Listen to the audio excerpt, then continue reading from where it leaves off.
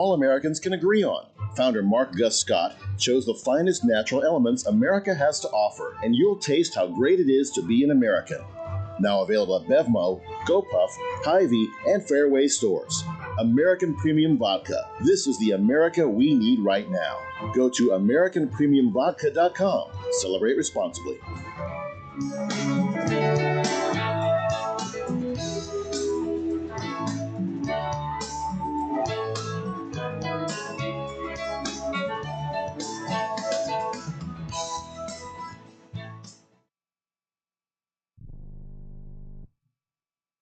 Quick question.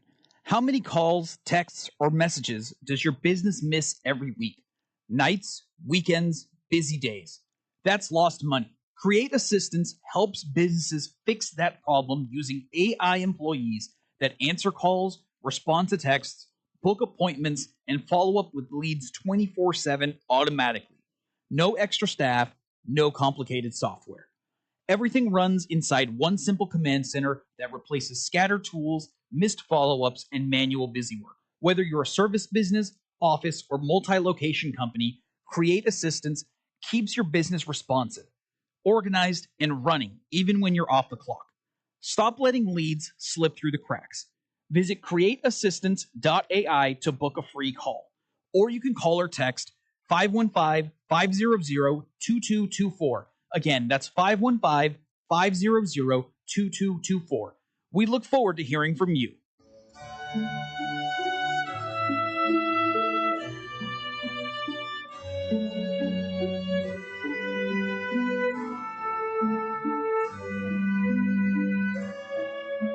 It was the Roman poet Virgil who said, "Easy is the descent to hell.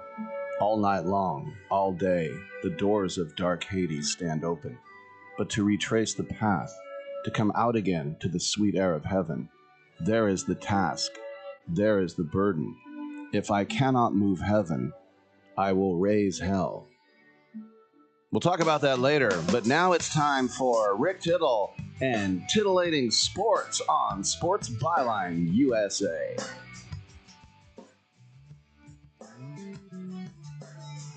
All right, hey, thank you so much, and welcome to a Hump Day edition of Titillating Sports with Rick Tittle. I am your eponymous host, Rick Tittle, coming to you from the downtown San Francisco studios of the Sports Byline USA Broadcast Network. San Francisco, they say 7 by 7. It's 49 square miles. It ain't that big. And thereby the neighborhoods kind of blend into each other at times. And here downtown in the financial district, we are right on the edge of North Beach, Chinatown, FiDi, all that, as they say, in New York. And I say that because I would like to invite everyone to come and throw your full body weight here against the glass doors at 300 Broadway. And that's probably the best way to get in on the show. 1-800, this is serious. 1-800-878-play. 1-800-878-7529. Yesterday I went to, as I was mentioning, a minor league game. I don't know, it seemed farther away than it usually did. It was a 2-hour drive. But anyway, went up to Marysville next to Yuba. And I got a very brief interview with Joe List as he was taking the field. I'm a big fan. Also, we'll have filmmakers Kate Radcliffe and Sophie King in a little over 15 minutes. They have a new film at Holly Shorts. Steve-O will come staple his butt cheeks together. Maybe not, but he might. I'll have him on the horn at 10:40. And then also comedian Chad Opitz. He is at the Punchline tonight here in San Francisco. I'll have him at 11:25 Pacific time. In between all that, your calls, 1-800-878-PLAY. And watch me on video, if you so desire, on Twitch and YouTube TV. If you want to tweet at me, it's at Rick Tittle. We got 3 hours. Come on back. Do you want to add a boost to your sex life this weekend? Do you want to make your partner and yourself happy? Then call our special hotline now. We'll sell you those little pills that work below the belt for less than $1 a pill and deliver your package in a few days, just in time for the weekend. Our pill delivers almost the same results as expensive pills for less than $1 a piece, and you don't need a prescription. And ask about their buy 3 get 3 free offer. What are you waiting for? Boost your sex life and have a great time now. Less than $1 a pill, discreet delivery in a few days, and a buy 3 get 3 free offer? Dial this number and save it now. 800-245-2751. 800-245-2751. 800-245-2751. That's 800-245-2751. Paid for by the Pharmacy Shop. Let's be honest. Most businesses don't struggle because demand is low. They struggle because their back end can't handle growth. Leads come in, but follow-up is slow. Calls get missed. Appointments don't get confirmed. And everything lives in different places. So even when marketing works, revenue doesn't scale. That's a systems problem. Create Assistance fixes this by building a done-for-you CRM and automation system that captures every lead, follows up automatically, confirms appointments, and keeps everything organized in one place. And only after that foundation is built, AI voice and chat employees get added on. If your business feels chaotic behind the scenes, it's time to fix the back end. Visit createassistance.ai and book your call today. Or you can call or text 515-500-2224. Again, that's 515-500-2224. We look forward to hearing from you. Do you have diabetes? I'm sure you've seen the television commercials on the new CGM devices from all the top brands and how well they can help you manage your diabetes. Do you have the latest and newest in diabetes technology? The Diabetes Solutions Center carries most of the top brands, and the great news is your insurance may cover most of the cost. Call our special CGM hotline today, and our friendly representatives will help see if you qualify. You could get a new CGM from the top brands at little or no cost to you. Make living with diabetes easier. You are just one free phone call away to learn if your insurance covers the cost. So make this free call today to the Diabetes Solutions Center and learn for free how to get your new continuous glucose monitor. 800-520-8629. 800-520-8629. 800-520-8629. That's 800-520-8629. Titillating Sports with Rick Tittle. Rick Tittle is a genius. The best show ever. He's so wonderful. Genius. The best show ever. He's so wonderful. Titillating Sports with Rick Tittle. Rick Tittle he's so handsome. He's a genius. You're now listening to The Rick Tittle Show. Good for you. All right, thank you for that, and welcome back to the show. Rick Tittle with you, coast to coast and around the world on the American Forces Radio Network. So the last thing I ever want to do is, like, be creepy. What does that mean? You look nice today, Cheryl. No, it's not that. It's just that I went up to see Joe List, and I didn't realize that he brought his wife and his son with him. Sarah Tolomash is a very funny comedian. That's his wife. She's originally from South Africa. I grew up in Houston. And they have a son named Marty. Sarah Tolomash, if you ever want to see a funny special, she has a show called Voluptuous Boy, which is very funny. But anyway, so I run in, I go to the field in Marysville, and just to give you an idea, if you're not from Northern California, even if you are, many people have never been. I can't say I really went to Marysville much until last year when the Oakland Ballers were going up there, because they had a team called the YOLO High Wheelers that played in Davis on the campus. And no one went to those games except me and girlfriends and moms and dads and brothers and grandfathers. In other words, they had 17 fans at every game. So they decided, why don't we move up to Marysville? Then the town will embrace us. And so they were the YOLO Sutter High Wheelers. And then that team got sold, and now they're the YOLO Sutter Freebirds, which is much better. The High Wheelers was a Davis inference reference, being that it's almost like China, the amount of people who per capita that ride bikes in Davis. They're the city that brags they were the first city in the United States to institute mandatory recycling. You know, they're very, very on the forefront of Davis. Anyway, I digress. So went to the stadium, and then so Joe's there, and I was like, and so the people there, they're very, very nice guys, and one gal. And they're like, "Oh, Rick, thank you." They were really fired up because no one covers that team. They go, "Thank you so much for coming." And I still get recognized, believe it or not. Two people are like, "Oh, I'm a fan." I'm like, "Oh, thanks." And they go, "Well, we'll get Joe for you." I'm like, "All right, but you know, this is kind of an ambush." I didn't tell him I was coming. I just thought I would during BP, you know, just get a couple minutes with him. And he's like, "Yeah." So he comes in and he goes, "Hey, dude," and he shakes my hand, and I go, "Oh, I go, hey, I had never met Sarah." And I said, "I just want," he goes, "So you want to do a video interview?" I go, no, I just a couple minutes if you get a chance. He goes, "Well, let me go get dressed." And I'm like, "All right." And so then he came out and he goes, "You ready?" And I go, "Look, if you need to warm up, it's fine. I know, you know." And he goes, No, I got time." So I just asked him three very quick questions.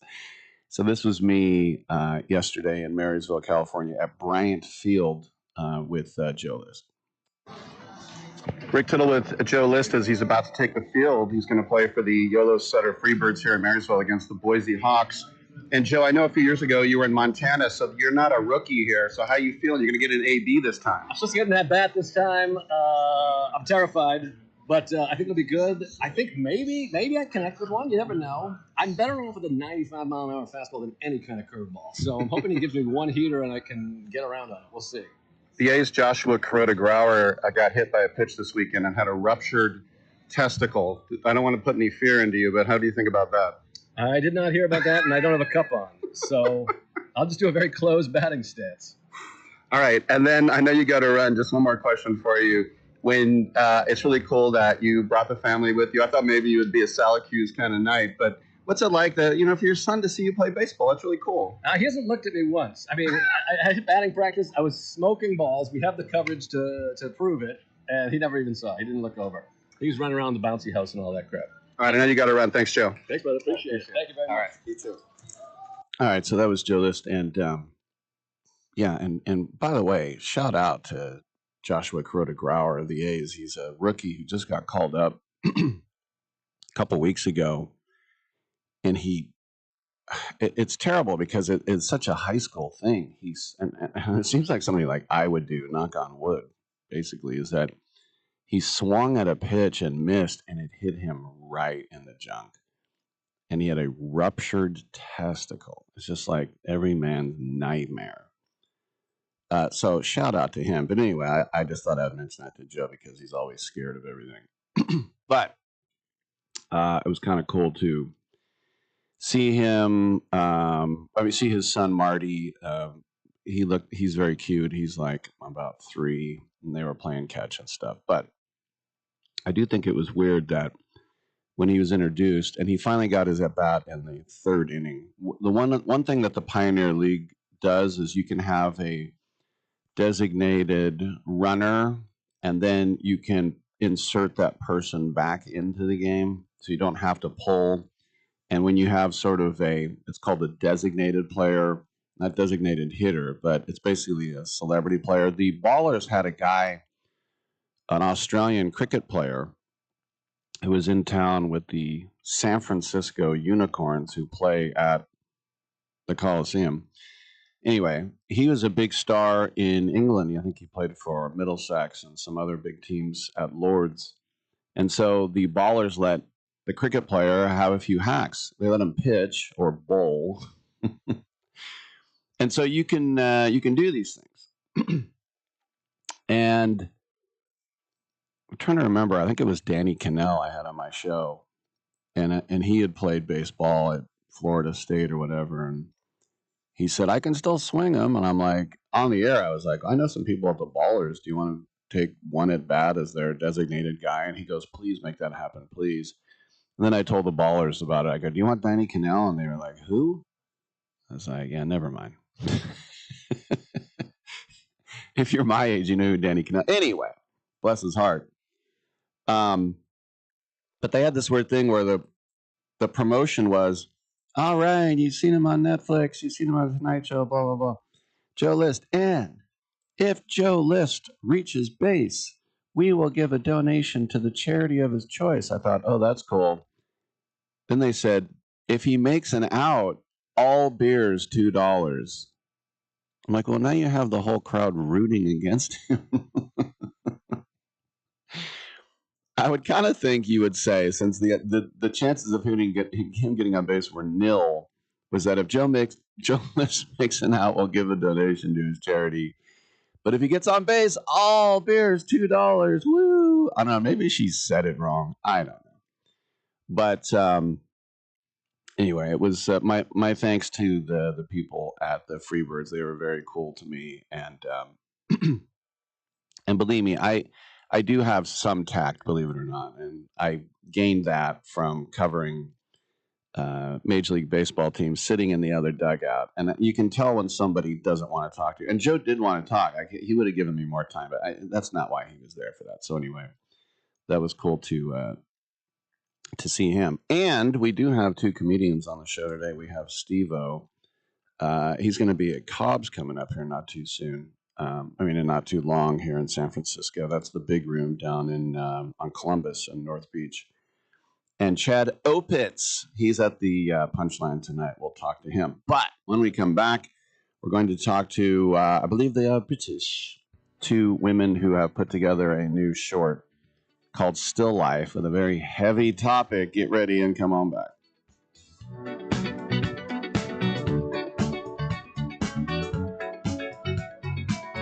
Like the legend of the Phoenix, all ends with beginnings. What keeps the planet spinning? The force from the beginning. With MedGuard Alert, you're never alone. You can connect with medical professionals anywhere, anytime. And now MedGuard is introducing our exclusive new Care Watch. If you need help quickly, use it from anywhere to contact medical professionals. No cell phone required. The Care Watch is not only a life-saving medical alert device, it's a revolutionary health monitoring system that checks your blood pressure, heart rate, oxygen saturation, and much more. And here's the best part. If you have Medicaid, you may qualify to get your Care Watch for free. The Care Watch is only available through MedGuard Alert. Call us right now. We have monitoring programs starting as low as $1 a day. The call is free, activation is free, shipping is free, and no contract is required. Remember, with Medicaid, you may qualify to get your Care Watch for free. Call us to get your Care Watch right now. 800-853-8931. 800-853-8931. 800-853-8931. That's 800-853-8931. Sometimes life changes, and the house you once loved becomes a burden. Too many repairs, too many memories, too much to handle on your own. If you'd like to sell your home fast, we can help at the Home Buyers Hotline. We can help you sell your home as is, no cleaning, no showings, and there are absolutely no hidden fees or real estate commissions. We'll pay you a fair price for your home in cash, whether you're downsizing, handling an estate, or just ready for peace of mind. Call us. We'll help you walk away from your problem property in no time at all and get you the cash in your bank account with little hassles. If you'd like to sell your home fast, as is, we can help at the Home Buyers Hotline. Call Want to Sell Your Home now for a free quote to sell your home in any condition. Call 800-950-3143. 800-950-3143. That's 800-950-3143. Listen up, guys. Are you experiencing any of the following? Fatigue, less drive, poor performance? If so, you may be one of the nearly 30 million men in the U.S. today dealing with ED. But did you know you don't have to pay hundreds for a prescription anymore? And you don't have to deal with the hassle of seeing the doctor or the embarrassment of going to the pharmacy for a certain pill. Now, with one free call, you can find out how Herbal Virility Max can help you feel like a man again. For over a decade, Herbal Virility Max has helped guys just like you put a smile back on their face with improved performance and drive. Call today and ask about our buy one, get one free offer. 800-690-8223. 800-690-8223. 800-690-8223. That's 800-690-8223. I'm not insightful enough to be a movie critic. Maybe I could be a food critic. These muffins taste bad. Or an art critic. That painting is bad.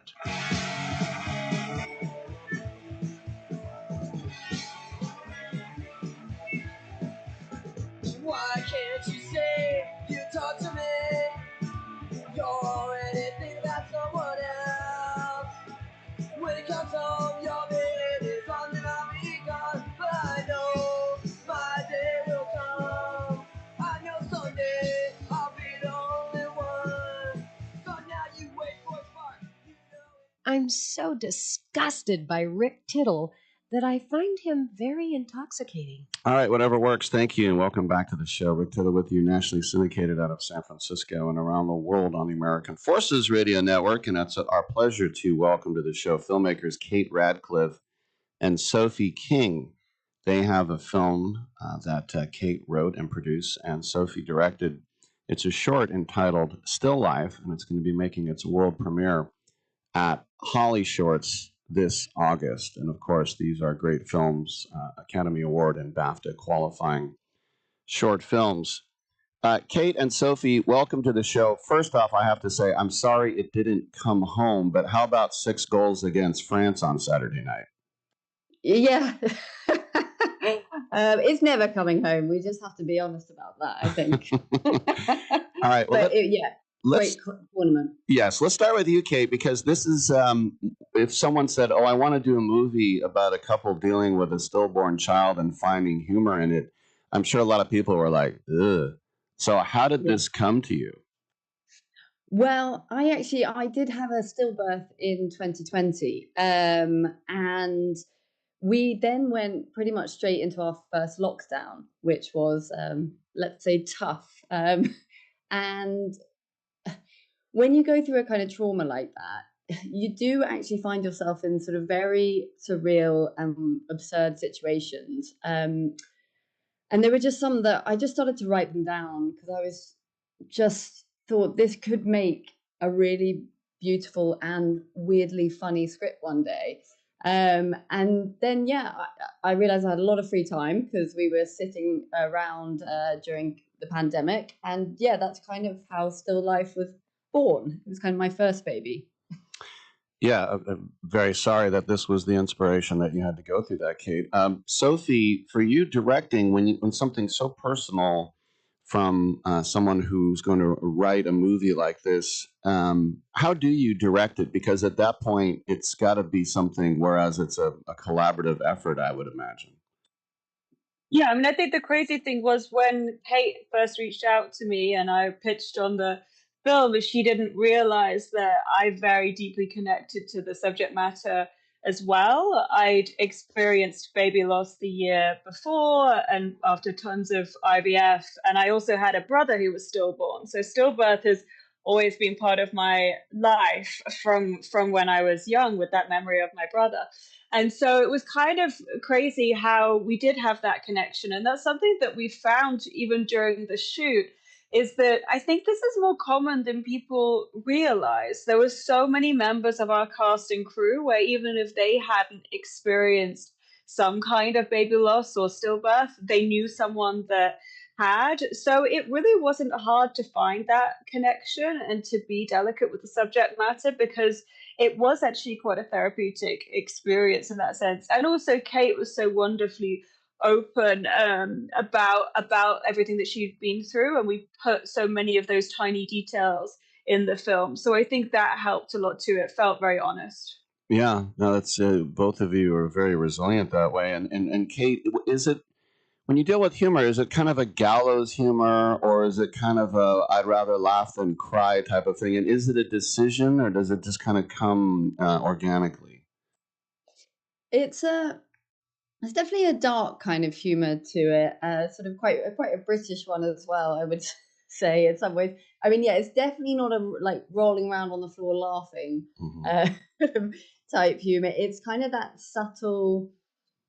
It everyone is playing it straight, but it's kind of those weird, awkward interactions from the supporting cast that more observational humor, I would say. And I always wonder with filmmakers who make shorts because they can be, what, 7, 19 minutes, whatever it is. Did you intend, Sophie, for this to be a feature, or was it always going to be that length? I think this started out very much as a short project, but that had potential for something longer form. And we talked about it as a TV series, but actually now that we've finished it, we really feel that there's more of a feature film in there. I suppose partially because it is a story with a kind of beginning, middle, and end versus TV that is a bit more open. But yeah, I'm really satisfied with it as a short, and I feel like it does complete it. You don't necessarily need more of it. It doesn't feel unfinished. However, there's certainly a rich world there, and it's something we're keen to explore. And Kate has actually written a huge chunk of the script of what that feature could be, and there's some people interested in that. So hopefully this won't be the last that you see of these characters in this world. And then, Kate, the protagonist, Jess and Max, the character of Jess, how were you almost weighed down by the fact, like, I need to get out everything I went through? Or was it more liberating where you say, I don't have to do that because I can make Jess whatever I want to? Or is it kind of a 50-50 thing?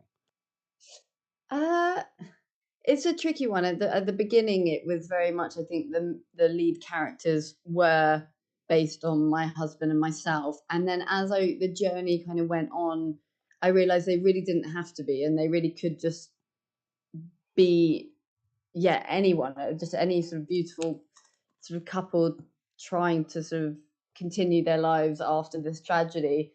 I mean, what I must say is Jacob Anderson and Ophelia Lovebond, it couldn't have been more perfect as Jess and Max, and the kind of depth and warmth and humor they brought to those parts was, I mean, I was just blown away. And they made it their own as well, which was lovely to see. And Sophie, this is something that I'm sure will be therapeutic to people and to help them cope and deal with these things. How much of that was that the intention when you went in to make this, or did you just want to make a compelling film? Yeah, that's definitely the intention. I mean, I always, with every product, do just set out to make the best version of the film, and you can't be too focused on the audience because I think that's distracting. But I have found that the work I'm most interested in is work where you can entertain people, but also spark a discussion around something. And we're not telling people how to feel here.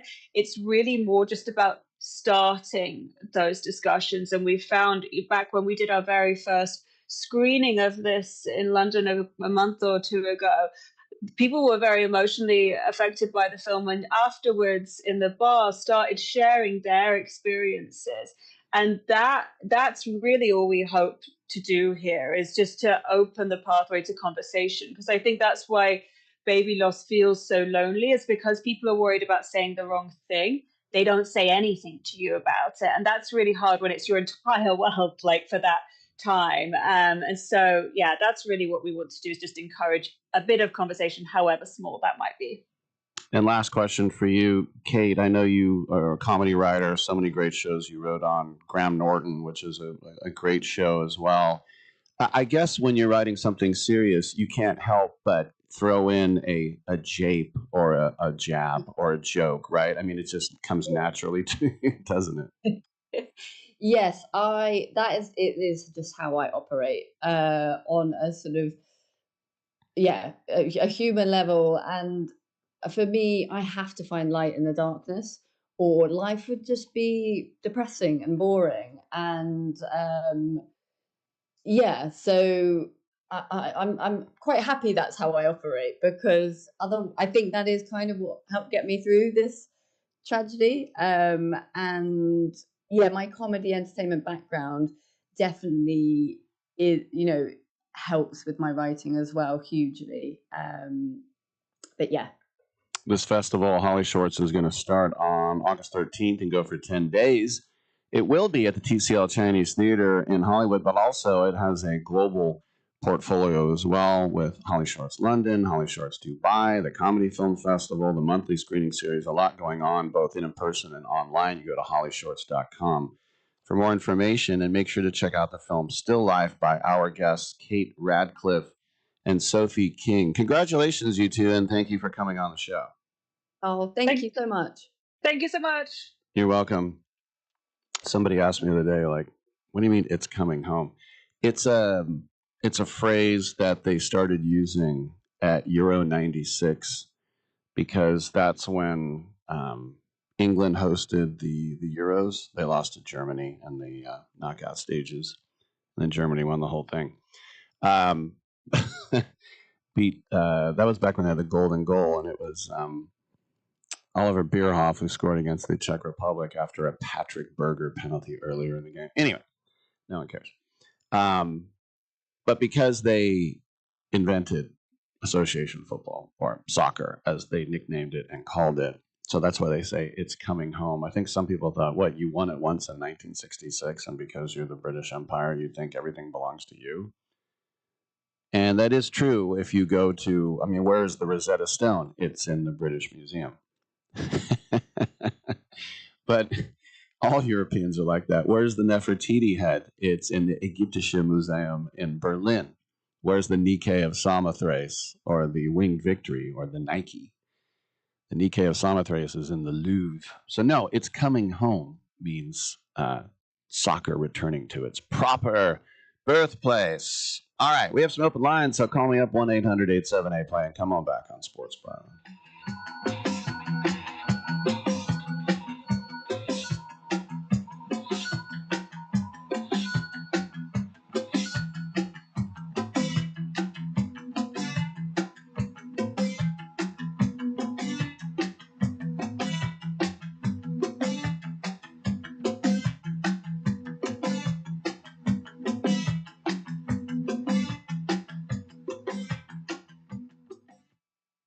We call ourselves ASAP Travel for one reason. We can help you book a ticket ASAP. For those of you that don't know, that means as soon as possible. That means no wait time. You get through right away. No searching online. Our specialty is the lowest available fares on the big name airlines. You know them. We can't tell you their names. You can fly domestically or internationally and save more money than you could if you call the airlines directly. Our proprietary software goes underneath the hood of the major airline booking systems and finds you the best rates available. So if you're ready to make your travel plans right now, business or vacation travel, we have all the major airlines, always at great rates. Call ASAP Trips and we'll have your ticket in your inbox in 15 minutes. Call this number now. 800-364-2984. 800-364-2984. 800-364-2984. That's 800-364-2984. This important consumer alert is from the Credit Repair Hotline, a national service designed to help people improve their credit scores. Are you paying high interest rates because of your credit rating? Wouldn't you like to be able to qualify for a better car loan or mortgage rate? Would lower monthly payments give you more financial flexibility? If you're finally ready to fix your credit problem, you need to call today and get a free consultation from the Credit Repair Hotline. In one fast and easy call, we can pull your credit rating and show you real solutions how to improve your credit. And again, this is part of a 100% free consultation. Learn how you can save money on everyday purchases by having a better credit rating. And it all starts with this free phone call right now. 800-413-6214. 800-413-6214. 800-413-6214. That's 800-413-6214. This summer, the honey pepper pimento chicken sandwich and pineapple dragon fruit and Sprite are back at Chick-fil-A. Girl, it's back. We've been waiting. I love that honey pepper pimento sandwich. And that pineapple dragon fruit and Sprite is everything. It's got that razzle dazzle that makes you stop and say, okay, wait a minute. I love the creaminess of the pimento cheese. It's savory, it's bold, it's flavorful. Our faves are back. I saw a girl. Which fan favorite will you choose? Real customers paid for their testimonials. Instant Kohl's Cash is powerful. You spend $25 and earn $10 Kohl's Cash to use instantly on nearly everything store-wide. So now you're grabbing new shoes and nodding at your receipt like you negotiated the deal. Plus, Kohl's Rewards members earn 3 times rewards. Get instant Kohl's Cash this weekend at Kohl's. Offer valid July 23rd through 26th. Some exclusions apply. Coupons and Kohl's Cash do not apply to Sephora. See store or kohls.com for details. What you gonna do with all that junk? All that junk inside my trunk? My home, my lovely lady home. I don't even know what that means. No one knows what it means. It's provocative. No, it's not. It Gets the people going.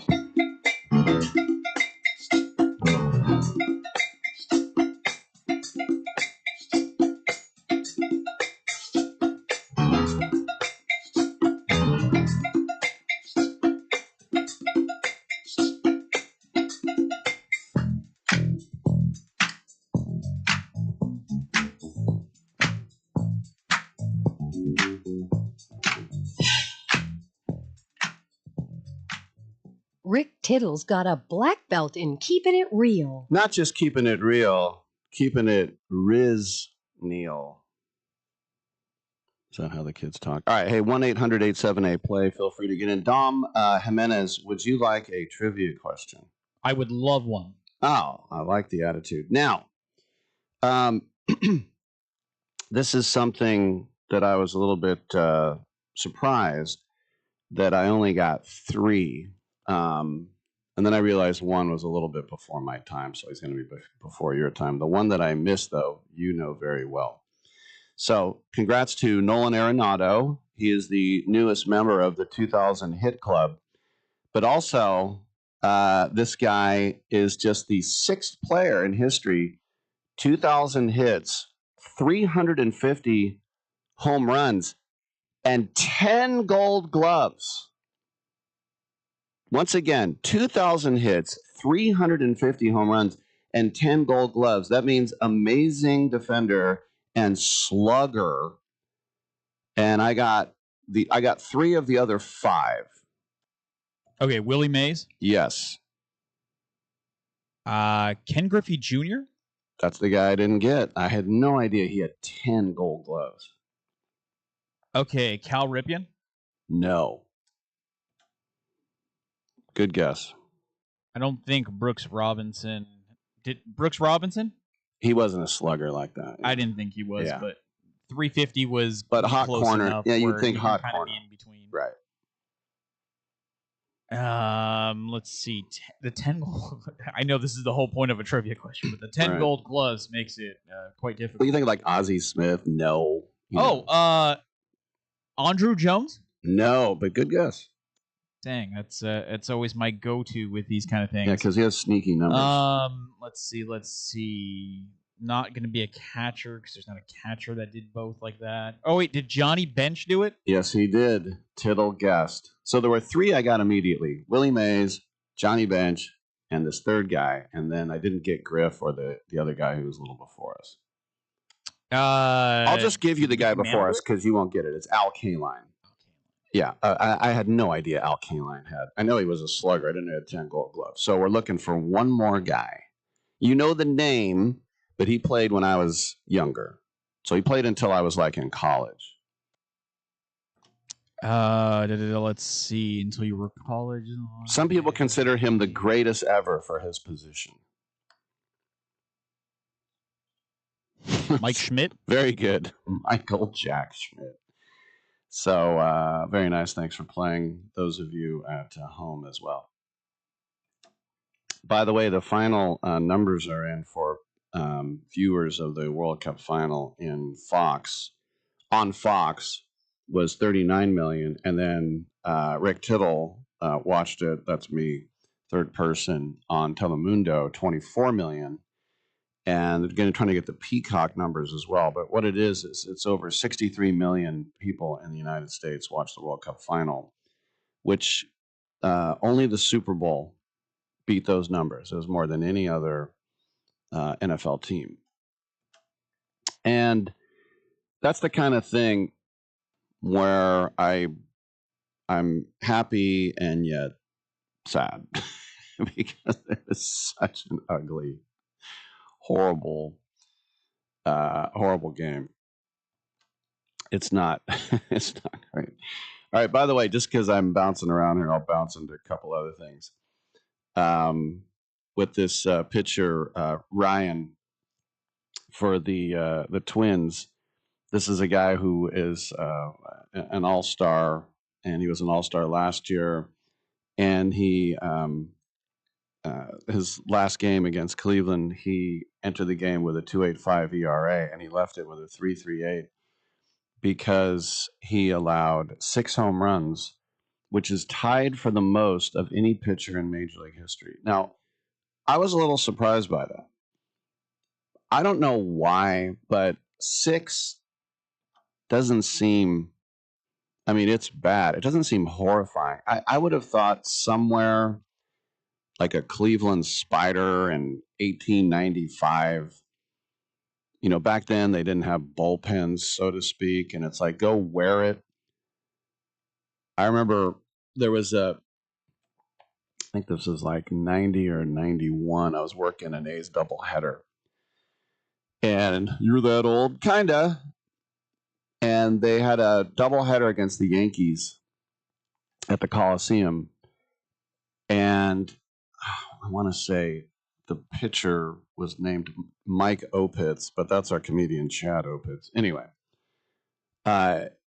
game 1, it was like 9-0 Yankees in the second inning, and the game was over.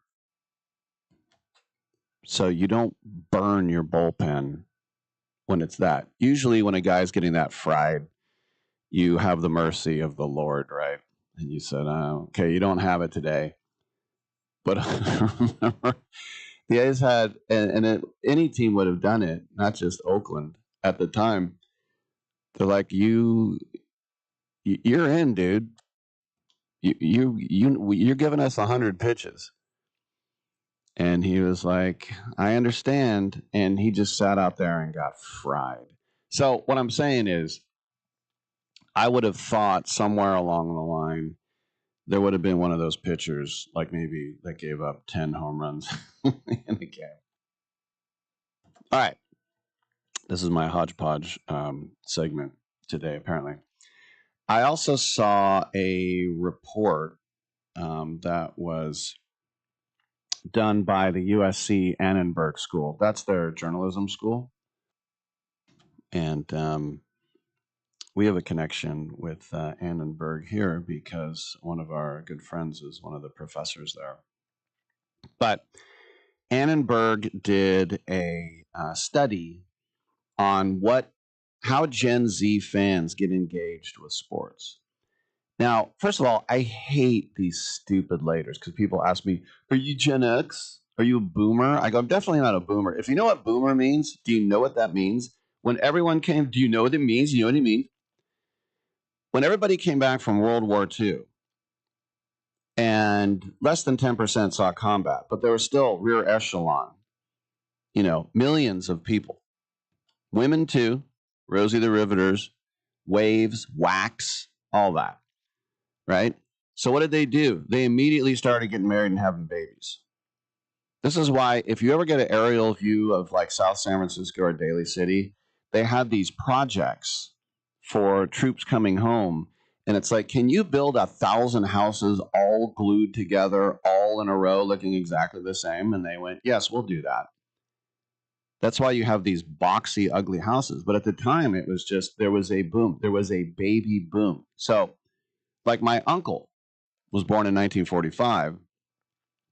He's not so much baby boom because it was, he was during the war. But still, it's that, you can't say anybody born in the 60s is a baby boomer. So people say, oh, you're Gen X. Oh, okay. By the way, these terms in 100 years, no one will have ever heard of these terms. These are just for us. But Gen Z, or some people say millennials. And millennials have no attention span.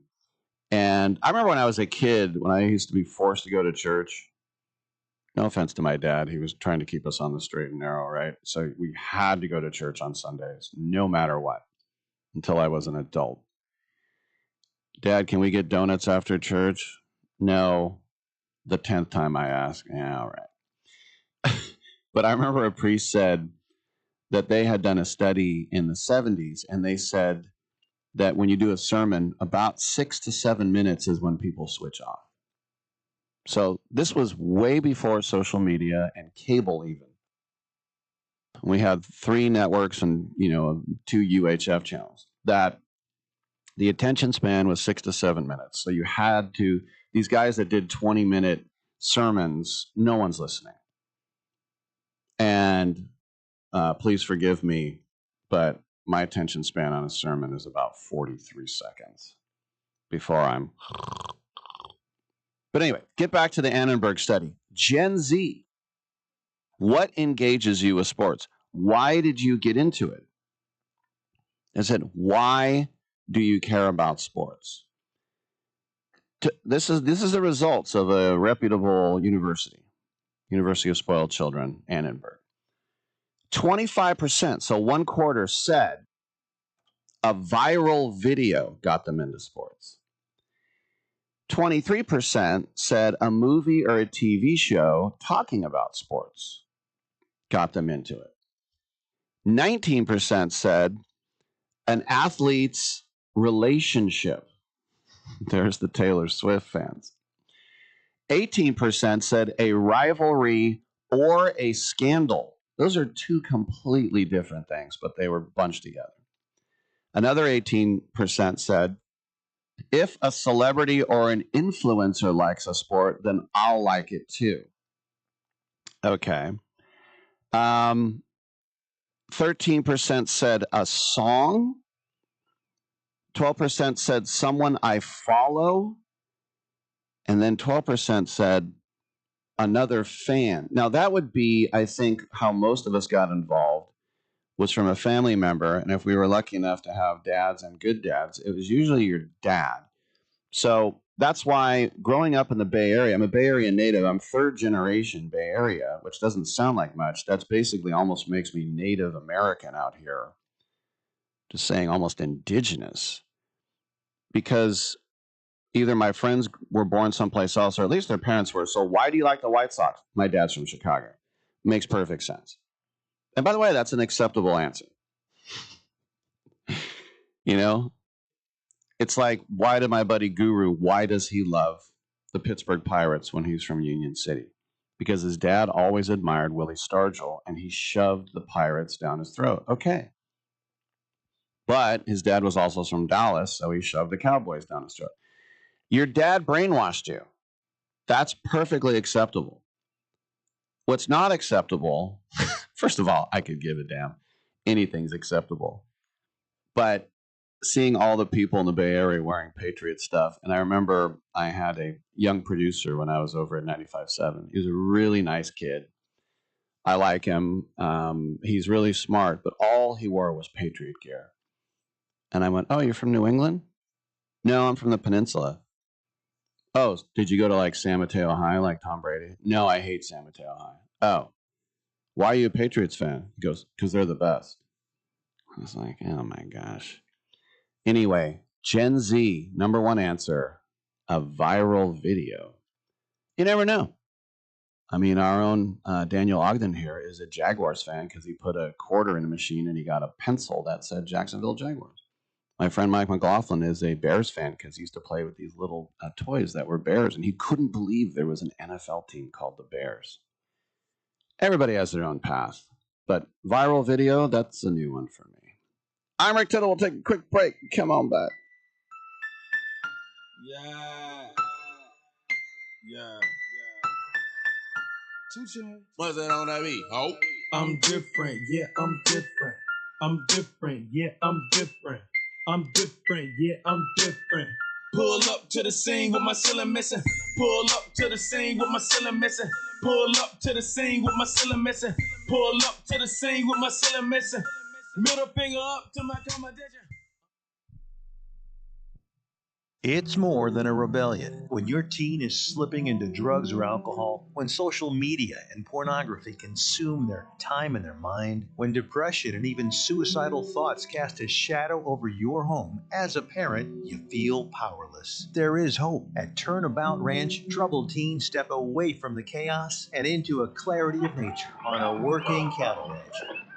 Care for horses, learn responsibility, build trust, and rediscover purpose. It isn't theory, it's real work, real therapy, real healing. Families from across the country have found transformation right here, just when they thought hope was gone. If your teen is struggling with addiction, harmful online behaviors, even weight management, call right now and get the help you all need.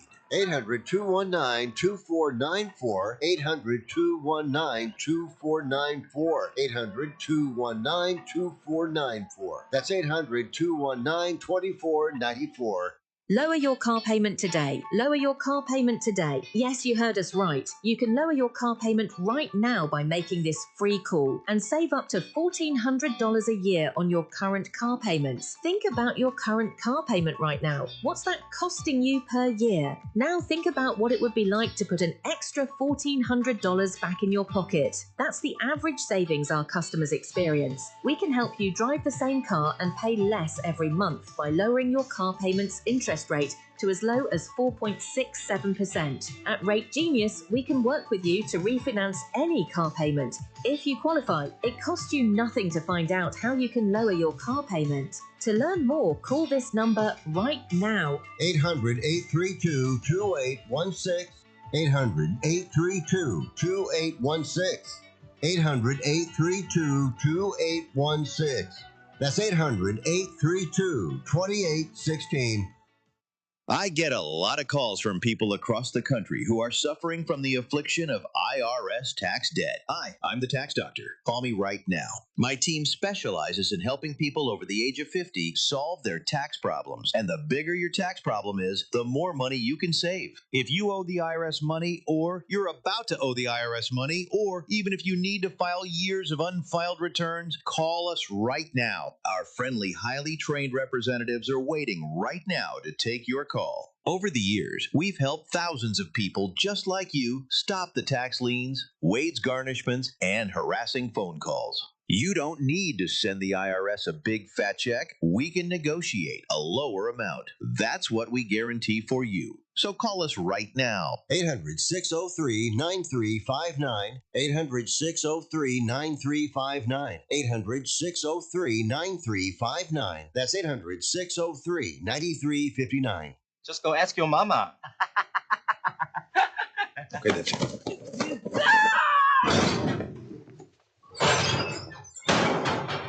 Hey, your mama is in here.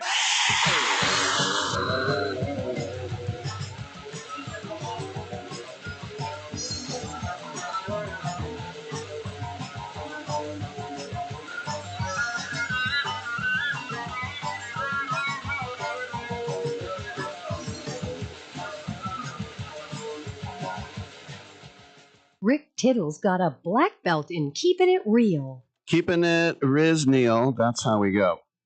Now, you might remember I told a story about the president of Argentina who said it was a jinx if he went to the World Cup final, and I appreciate that about him. If he really thought that, then he should have stayed home. Now, it didn't matter because they still lost, obviously, but it happened again. Well, so I should go back. Sorry. He had this note saying, congratulations, national holiday, blah, blah, blah. And he had it ready to go. And then it got tweeted out. So we just had this happen with the Miami Heat.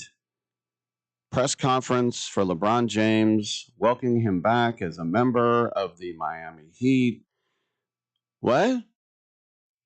And it popped up with a July 27th date.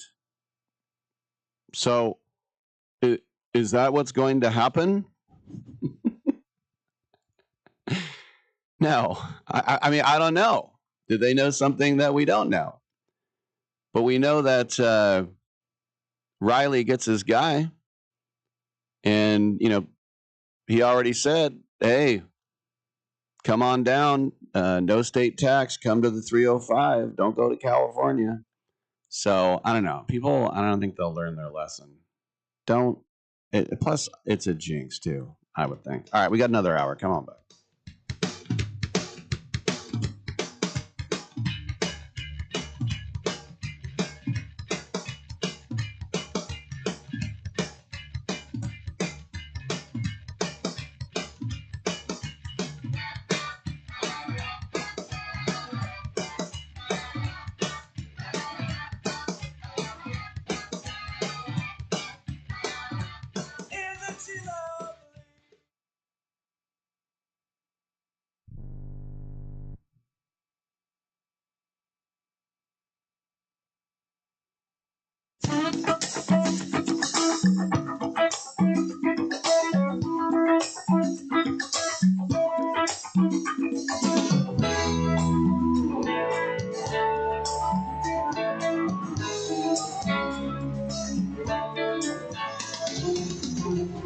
This is an all sports news sports update.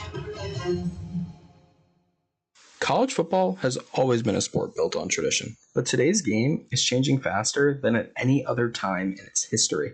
Success is no longer determined only by recruiting, coaching, and player development. Universities must now navigate an environment shaped by the transfer portal, name, image and likeness opportunities, conference realignment, and increasing national competition for talent. Programs are no longer simply recruiting high school athletes. Coaches must also evaluate experienced players, looking for new opportunities through the transfer portal, creating what many describe as year-round roster management. Building a successful team now requires balancing player development with the ability to quickly address positions of need. At the same time, NIL opportunities have changed how student athletes think about their college careers. While education and athletic development remain important, athletes also have opportunities to build personal brands and enter endorsement agreements while competing at the collegiate level. Universities continue adapting to this evolving landscape while maintaining competitive athletic programs. Conference realignment has added another layer of change. Schools are joining new conferences, creating different rivalries, expanding television markets, and increasing travel for athletes and coaches. Those moves are reshaping schedules while influencing recruiting strategies and media exposure across the country. Despite all of these developments, the fundamentals of college football remain unchanged. Coaches still emphasize discipline, teamwork, preparation, and execution. The difference is that today's programs must succeed both on the field and in an increasingly complex business environment surrounding college athletics. As another season approaches, the teams that adapt most effectively to these changes may find themselves competing for championships, while those that struggle to adjust could quickly fall behind.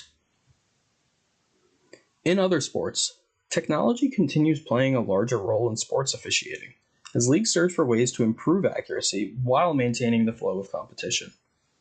Professional and collegiate sports now use a variety of tools, including instant replay, ball tracking systems, goal line technology, and video review. While these innovations help officials make more informed decisions, leagues continue emphasizing that technology is designed to assist, not replace the judgment and experience of game officials. As technology continues to evolve, sports organizations face the challenge of balancing innovation with preserving the pace, tradition, and human element that fans have always associated with competition. For All Sports News, I'm Brendan Cafferty.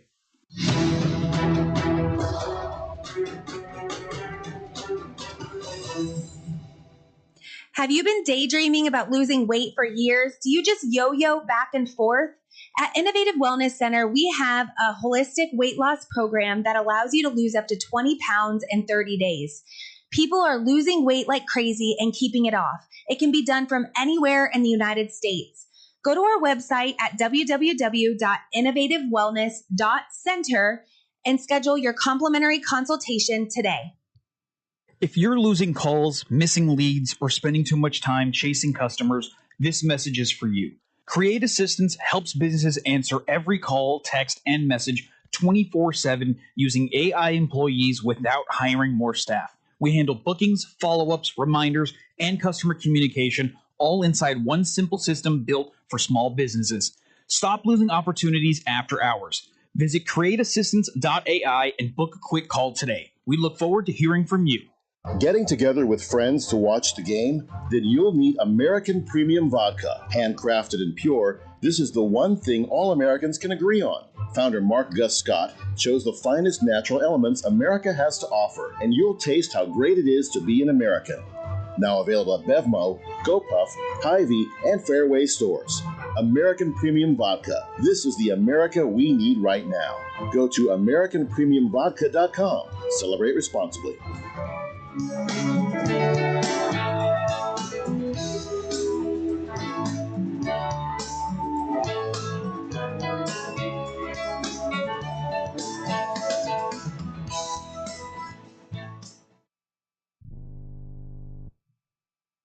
Quick question.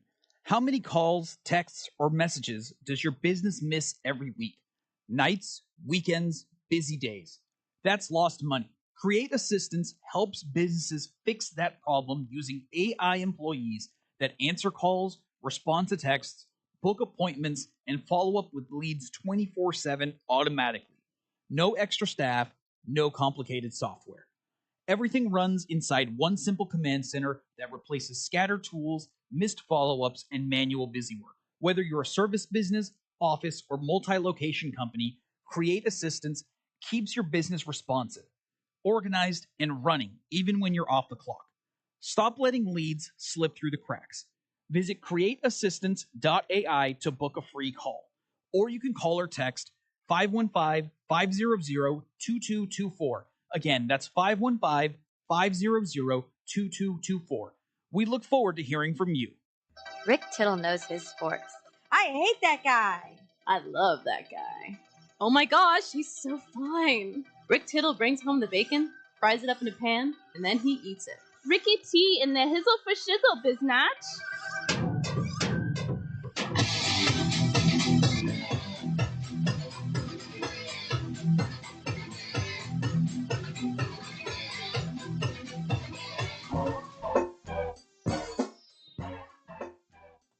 All right, thank you for that. Welcome back to the show. Rick Tittle with you, coast to coast, around the world on American Forces Radio Network.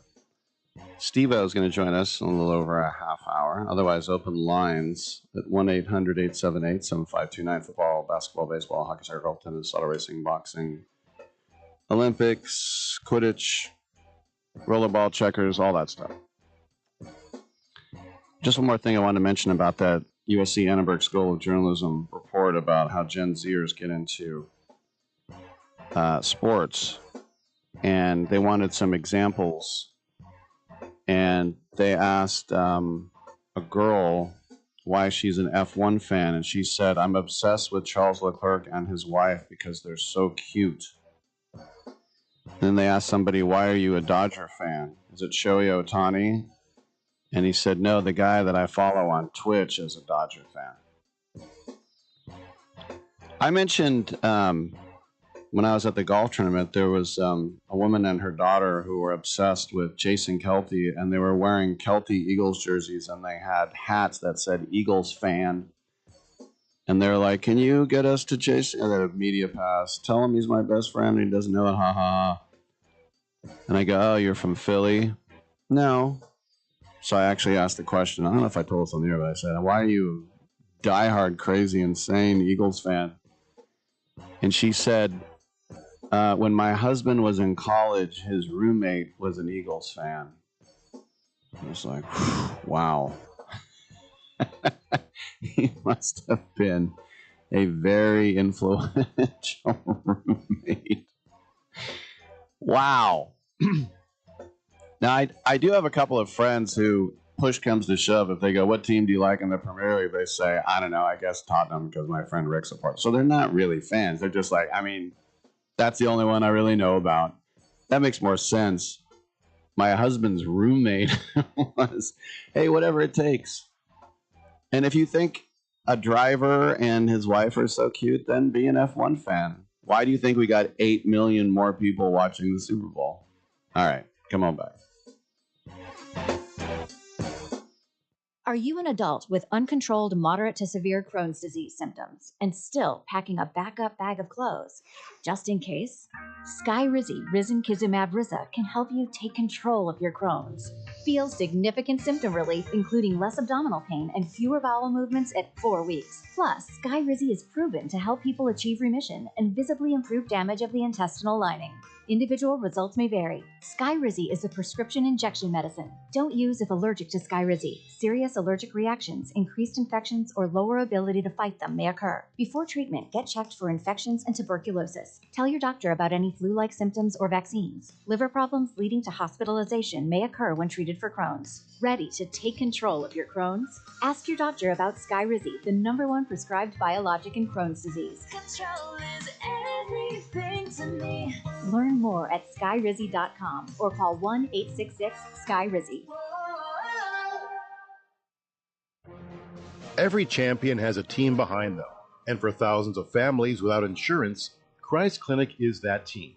At Christ Clinic in Katy, Texas, they provide high-quality, faith-based health care to people who can't afford it, because everyone deserves a shot at health, no matter their income or insurance status. Their doctors, volunteers, their mission, rooted in compassion, their impact, over 10,000 patient visits every year and growing. But they can't do it without help from fans like you. If you ever cheered for a comeback story, this is your chance to be a part of one. Donate today at ChristClinicKaty.org and help them keep the doors open for those who need it most. One gift can be the difference between surviving and thriving. Christ Clinic in Katy, where health meets hope and faith goes to work. That's Christ Clinic Katy, spelled Katy.org. Team up with them today. My fellow Americans, let the message ring out that from this day forward, when you buy American, you buy the best. Handcrafted, something premium, something pure. For this is the very essence of what our servicemen and women gave their lives to protect, and by God, we shall not allow their sacrifice to be forgotten. It's time to show the world just how great American can be. And we will not wait for tomorrow to come. We will stand here, this moment, together, and we will start today.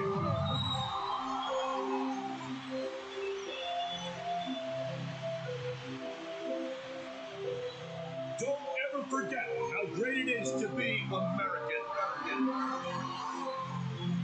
America we need right now. America, premium vodka. Celebrate responsibly. Hour 2 of titillating sports. You thought it couldn't get any better, but it's better. Rick Tittle is back. He's so great. I can't believe how awesome he is. More sports talk, yes. Couldn't get any better, but it's better. Rick Tittle is back. He's so great. I can't believe how awesome he is. More sports talk, yes. Hour 2 of titillating sports. Hey, check out Channel 9. Check out Rick Tittle. Check me out. Come on in. 1-800-878-PLAY. 1-800-878-7529. Get in. Get heard. What do you got? What do you get? What do you get? What do you got? All right. So this is kind of an interesting story about how teams now are trying to get control, get agency, if you like, over now the way tickets are distributed. The first time I ever had a thing where it said you can't get in without a phone was actually a Knicks game at Madison Square Garden, and this was 5 years ago. So it's 2021. They will not accept a printout, and they would not accept a screenshot. You had to have the active ticket. And that's the way it just worked at the World Cup, too. You know, if you lose your phone, you lose more than your phone, you lose your ticket. And so the resale market. This is what it's all for. They want control over that. Now, there's ways around some of this stuff. But I bring it up because in the Premier League, one of the most iconic franchises is Manchester United. They've won more Premier Leagues than any other team. And they have now had thousands of fans react with fury because their season ticket accounts have been, quote unquote, restricted. What? What United is trying to do is identify touts. Now, what touts are, we would call them scalpers. Ticket touts. And one time when I was in London, I would usually stay, if I wasn't in Hampshire, in a town called Fleet, I was in Hertfordshire in a town called Harpenden. And Fleet was south of London, and Harpenden was north of London. But it was about an hour on the Thames Link. It was a train that went through Kentish Town, and it went to King's Cross, St. Pancras, and then you could get on the tube. And so back then, this is over 20 years ago, I had not a season ticket the way they do it now. It was a season ticket voucher. So I would pay for it, and it was like £50. And what that was it was a little slip of paper. And if you had, I think, 2 weeks before the game to use that piece of paper to buy your ticket. Otherwise, it would go on general sale then like a week before the game. So I think that's how it worked. You had a 3-week window, 2 weeks to buy it, and if it wasn't, then they would put it on general sale. It was a weird thing. I mean, it made sense, but it also was kind of weird. And I remember I had gone to that trip, Tottenham game. I had been to a Tottenham game at St. Mary's, which was Southampton. It was 1 degree Celsius. I had been to Coventry City. I had been to White Hart Lane 3 times, and I had also been to Watford. And it was just one Saturday, and the games are always at 3 o'clock back then, anyway. At 3 o'clock, totally. And I woke up, and it was around 10 a.m., and my friends were like, "You're not going to White Hart Lane?" And I was like, I need a break, man. I've been to so many games. And they're like, "You flew all the way here, and you're not going to the Tottenham game? Don't you have a season ticket?" I go, "Well, I already missed my window. It's on general sale now." Because who are they playing? I go, "They're playing Sunderland. Sunderland sucks." And they're like, "Okay." And I thought, God, they're right. What an idiot I am. I'm not going to go. So I'm like, crap. I go, I'm driving to the train station. Like, what about your ticket? I go, I'll figure it out. I'll find a ticket tout. And so I drove all the way, I took the train to London, and then I took the tube to North London to Tottenham. And I started walking around. And it's not like the BART track, right? Who needs tickets? Who needs a ticket? No, it's very, very frowned upon. And so I was walking around just under my breath. I go, "Anybody got a ticket? Anybody got a ticket?" And then there was this kind of young, tall guy with curly, dark hair. And he's like, "Do you need a ticket?" And I was like, "Yeah." He goes, "Follow me." So we went like 10 steps from where we were. And he pulls out this ticket. And he said, 30 quid, which is 30 pounds. I happen to have exactly a 20 and a 10. And I held it out. And he goes, "Keep walking with me." And I said kind of sternly, I go, "Just take it." And he took my money, and then he put the ticket in my hand real quick, and he said, "Cheers." And then he walked really fast. And I thought, all right, I got my ticket. Where is it? Oh, no. Is it in the Sunderland section? I am bedecked in Tottenham gear. Bedecked. Jacket, scarf, jersey. And I go, oh, they're going to eat me alive. Because they separate fans on purpose. And so as I'm going in with Sunderland fans, I'm like, oh no. How long am I going to last? Do I have to run away? I was on this chicken wire fence that ran through the section, and I was almost in the Sunderland section. But it made sense. There's no way a Sunderland fan would have a White Hart Lane ticket now that I think about it. But I just remember people screaming, and this one guy was 3-1, and this guy was screaming, "You fat C words, you fat C words" at us. And the guy next to me goes, "You've come a long way just to lose." Because Sunderland's almost in Scotland. The guy was like, "Ah."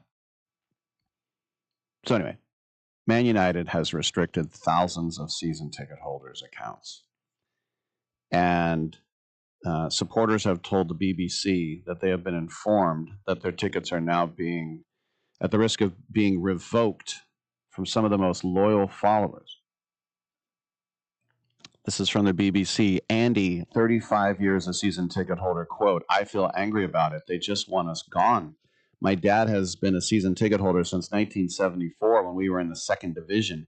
He is a pensioner," meaning retired, "now, and I have to help him with all the online stuff since digital tickets became a thing. Going to the match is our bond. Things like that are what keep older people alive. It's stressful enough for my own mental health, but I think it could make my dad ill." So the BBC reached out to Man United, said, "What's going on?" No answer. In an email sent to a supporter that the BBC got, Manchester United said to them, quote, "We have identified patterns linked to your ticketing account that we need to understand more clearly. We need to understand whether to establish a straightforward explanation or not for your activity that's identified." Well, what's that? So those under suspicion have restrictions, which means they cannot buy and they cannot transfer any tickets. And those accounts that have been flagged have asked to submit evidence defending themselves. Remember, this is a concept that's very foreign to Americans. In most countries, you are guilty until proven innocent. And you may laugh and think I'm joking. I am not. Of course, it's a complete opposite here. You could have somebody shoot up an airport, but if he wasn't read his Miranda rights, he gets to walk away. Over there, all right, you're guilty. Prove to us that you're not. I'll talk about this more on the other side. Let's go to a quick break, and we will come on back on Sports Byline USA.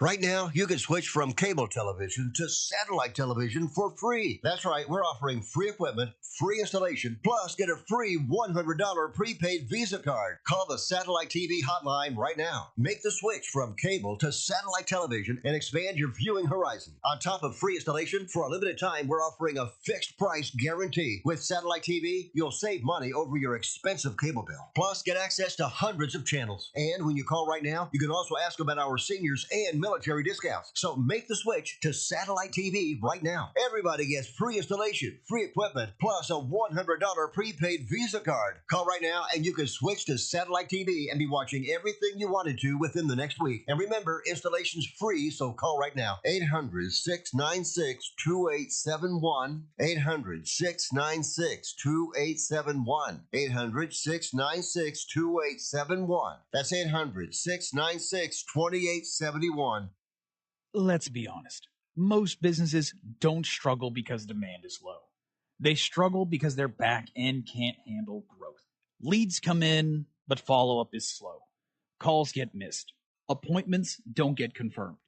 And everything lives in different places.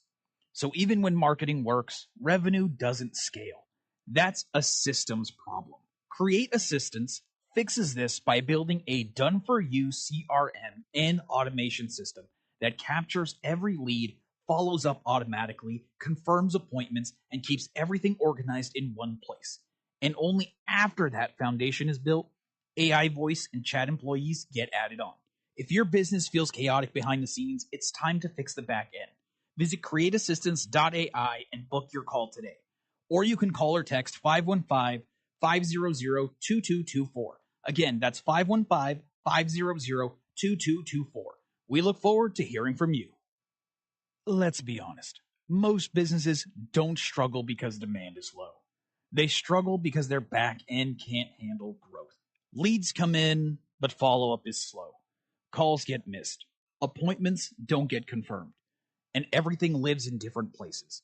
So even when marketing works, revenue doesn't scale. That's a systems problem. Create Assistance fixes this by building a done-for-you CRM and automation system that captures every lead, follows up automatically, confirms appointments, and keeps everything organized in one place. And only after that foundation is built, AI voice and chat employees get added on. If your business feels chaotic behind the scenes, it's time to fix the back end. Visit createassistance.ai and book your call today. Or you can call or text 515-500-2224. Again, that's 515-500-2224. We look forward to hearing from you. What would you say you do here? Well, look, I already told you. I deal with the customers so the engineers don't have to. I have people skills. I am good at dealing with people. Can't you understand it? What the hell is wrong with you people?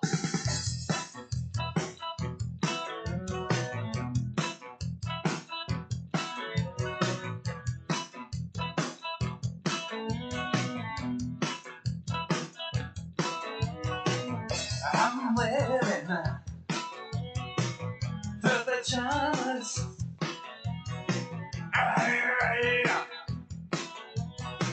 Hot potato.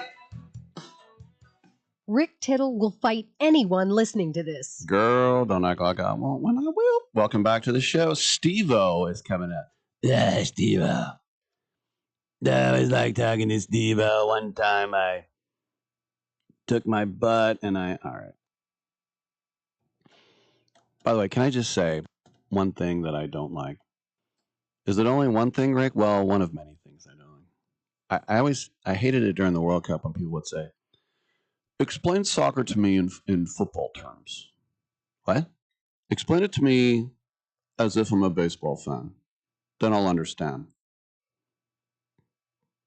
How about we explain it in soccer terms? And how about I don't explain anything to you? It's like saying, explain sushi in Italian food terms. What? Do it that way. No, it's two different things. I can't. It won't make any sense. Sorry, all I hear is crackling. Let's try that again. Dominic Jimenez chiming in. Go ahead. Is that better? Now I can hear you. England are the Dallas Cowboys. Well, see, that makes sense. That's very, very easy because you're just talking about teams that choke and teams that are hyped and have a big following and then fail. I get that. But the whole like getting into the weeds anyway. I want to get back to this story about Man United locking out a lot of their ticket people. About touts. So United so far have not revoked any tickets. Let me just explain to you how hard it is to go to a Premier League game now. What's hard about it? Is it expensive and 6,000 miles away from where you are? Yes. That's the easy part. If you can believe it. Flying all 11 hours, that's not hard.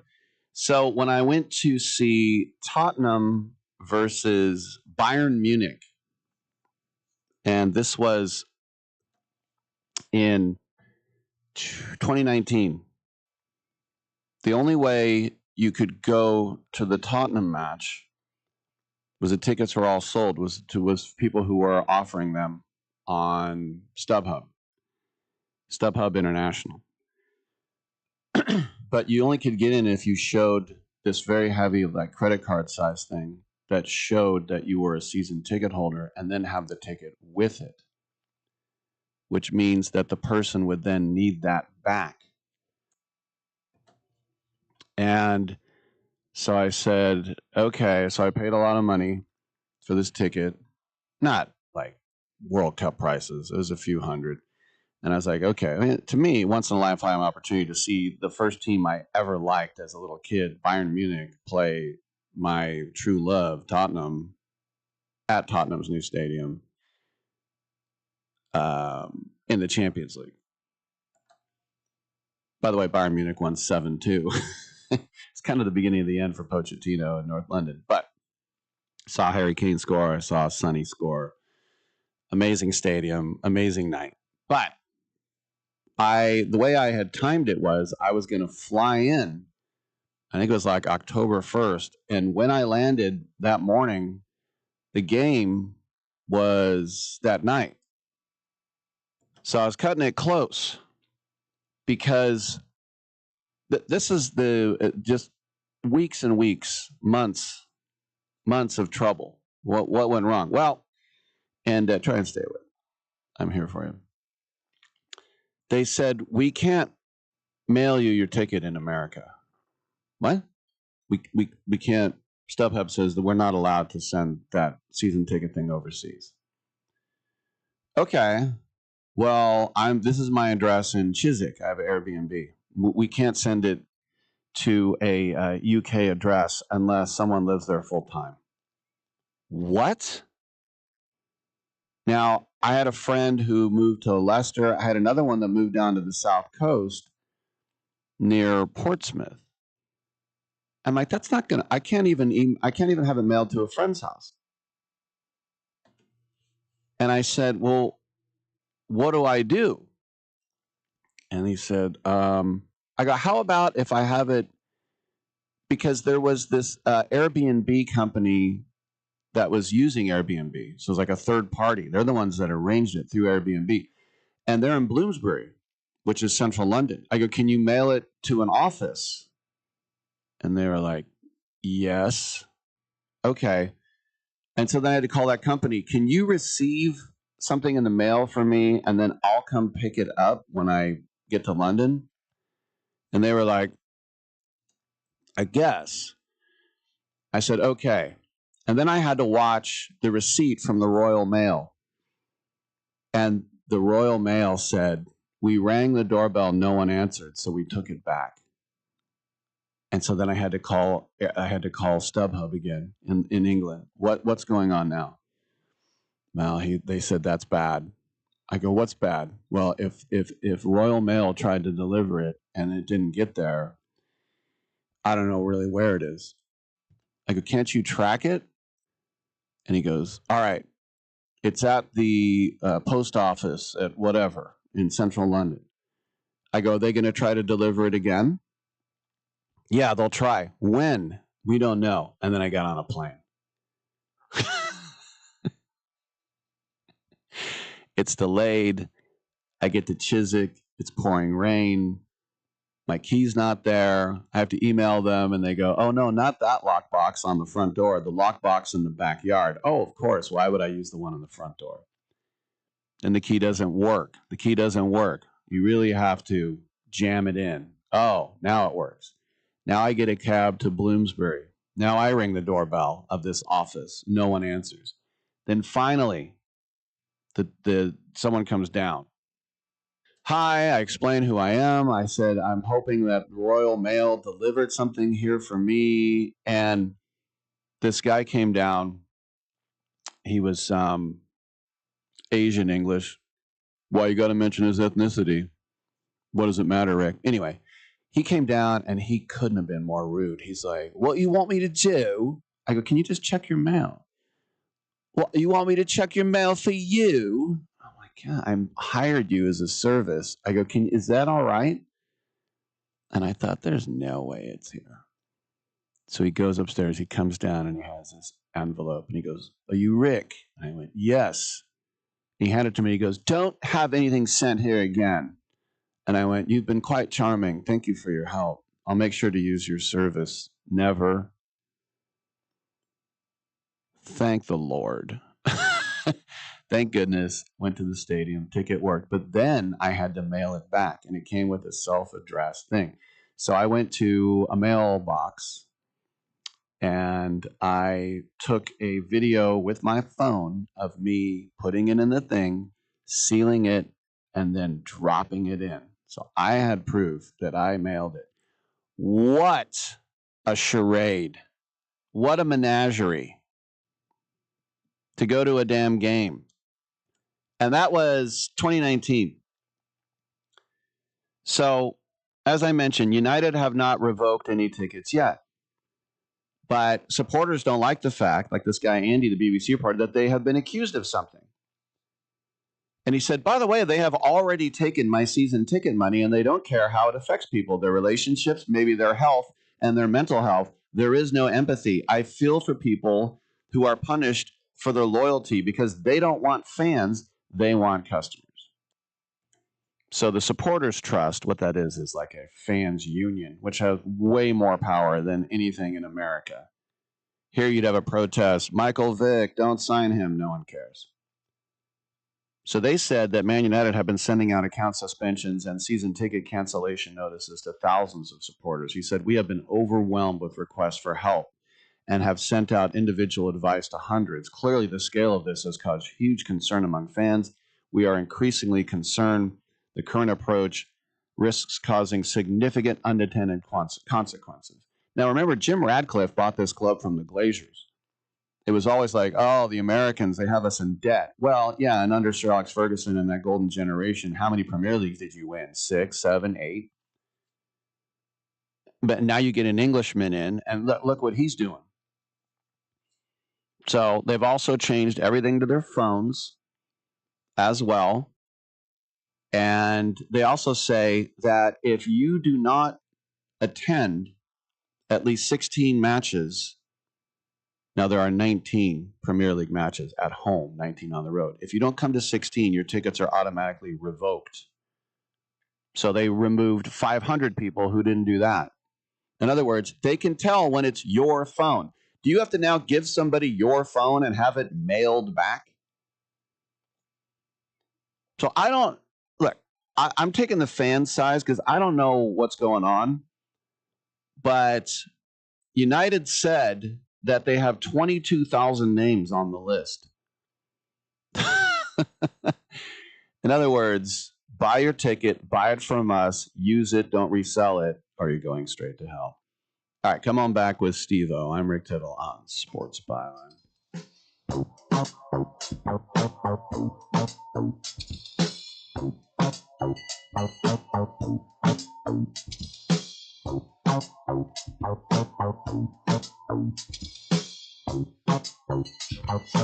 Strange ways coming today. I put $1 in my pocket and I threw it away.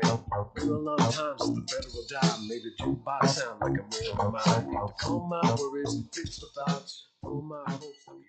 Hi, Flo here from Progressive. You know, life changes quickly, so it's good to have flexible coverage. Oh, you mean like adding another vehicle? Yes, that's something we can do.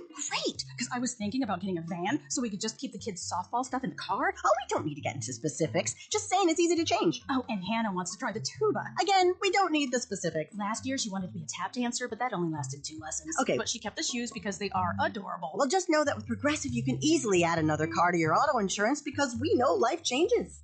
Progressive Casualty Insurance Company and Affiliates. Sometimes life changes, and the house you once loved becomes a burden. Too many repairs, too many memories, too much to handle on your own. If you'd like to sell your home fast, we can help at the Home Buyers Hotline. We can help you sell your home, as is, no cleaning, no showings, and there are absolutely no hidden fees or real estate commissions. We'll pay you a fair price for your home in cash, whether you're downsizing, handling an estate, or just ready for peace of mind. Call us. We'll help you walk away from your problem property in no time at all and get you the cash in your bank account with little hassles. If you'd like to sell your home fast, as is, we can help at the Home Buyers Hotline. Call Want to Sell Your Home now for a free quote to sell your home in any condition. Call 800-950-3143. 800-950-3143. That's 800-950-3143. Caddy didn't come from a textbook. Before we started it, we were quoted $60,000 for a piece of software our business needed. So instead, we sat down with our own AI setup and built the whole thing ourselves for just a couple $100. That gap, $60,000 down to $200,000. That is the whole idea behind Caddy. And once we saw what was possible, we could not unsee it. We built it into a system, and now we build it for other businesses too. If you're using ChatGPT or Claude in a browser tab, you're touching maybe 10% of what these tools can really do. Caddy is the other 90%, wired into how your business actually runs. The repetitive work, handled. The details that slip through, caught. The hours you lose to busy work, back. We come in, we build, we train your team, you take the keys. No $300,000 executive hire, no year-long project, no learning curve. Just your own unfair advantage built around how you already work. Book a free strategy call at meetcaddy.com. That's meetcaddy.com. Caddy, your unfair advantage. Have you been daydreaming about losing weight for years? Do you just yo-yo back and forth? At Innovative Wellness Center, we have a holistic weight loss program that allows you to lose up to 20 pounds in 30 days. People are losing weight like crazy and keeping it off. It can be done from anywhere in the United States. Go to our website at www.innovativewellness.center and schedule your complimentary consultation today. And by the way, can I just say, Rick, that Rick Tittle is one of the great names of all time.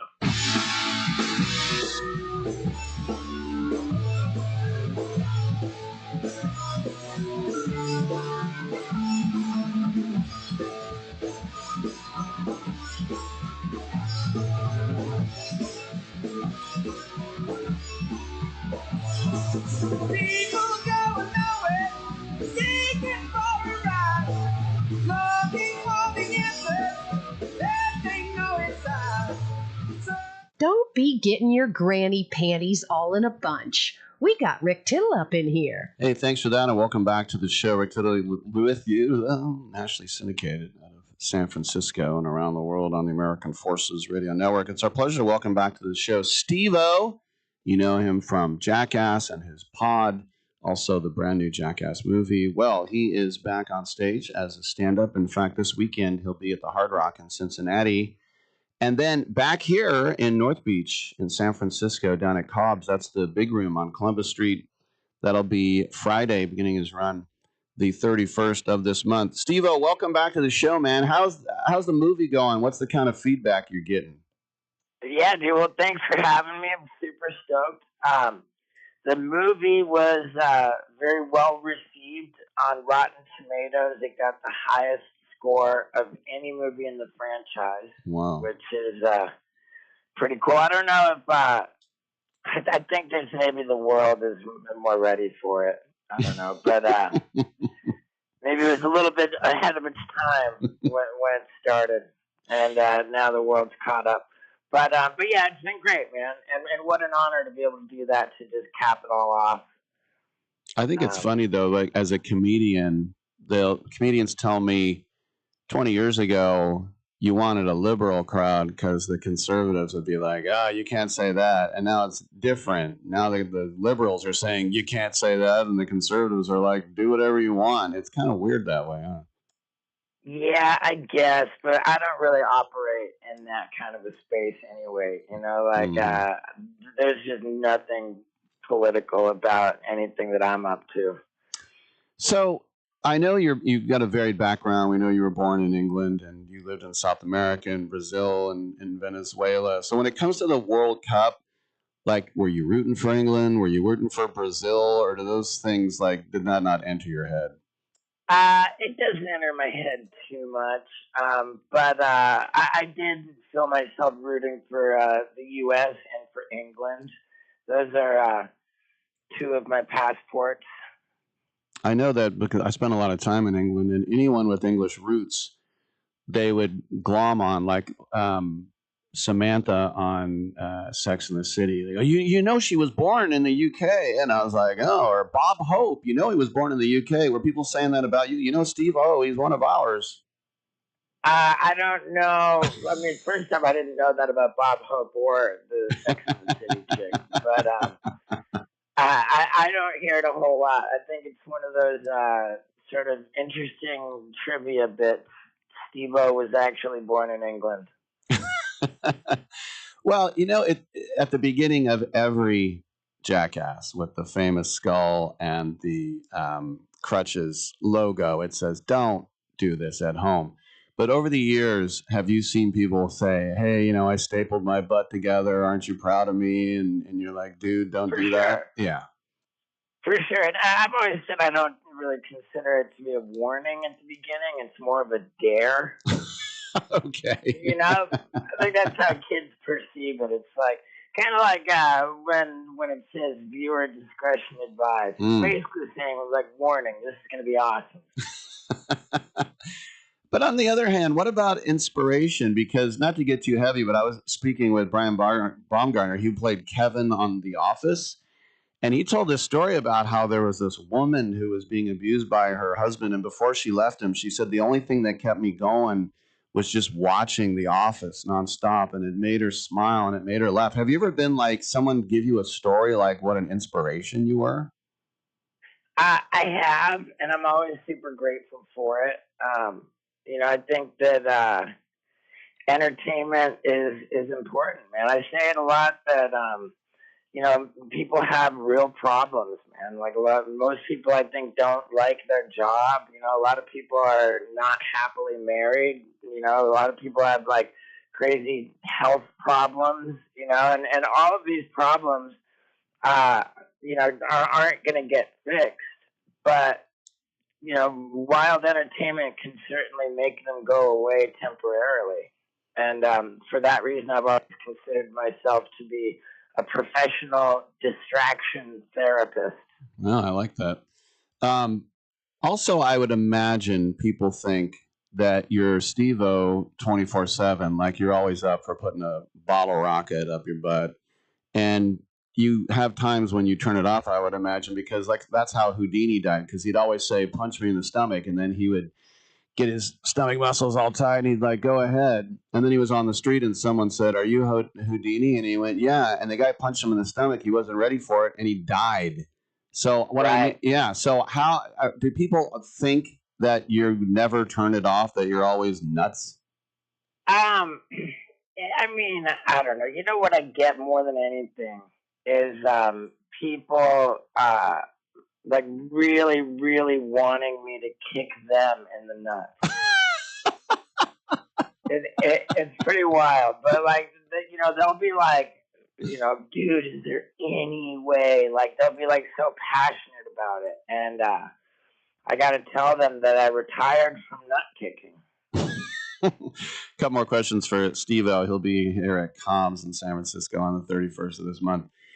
I know we talked about before about Clown College, and there was Zach Galifianakis had that basket show, and Louis Anderson should have got an Emmy for playing his mom. I mean, just absolutely outstanding. I don't know if you watched that, or what did you think about like the whole Clown College thing? I didn't watch the baskets thing, but I almost cursed myself for not having watched it. And I don't know, it's just part of my story, man. Like, I was, you know, roaming around like pretty, like, aimlessly. I wanted to become a crazy, famous stuntman, and I just wasn't getting anywhere, and I was homeless, and I ended up moving in with my sister and finding out about Clown College. And I just thought, man, if I could become a trained circus professional, then people would take me more seriously as a stuntman. Mm-hmm. So it was like kind of just like an exercise in furthering my goal of trying to have like a career just doing wild stuff.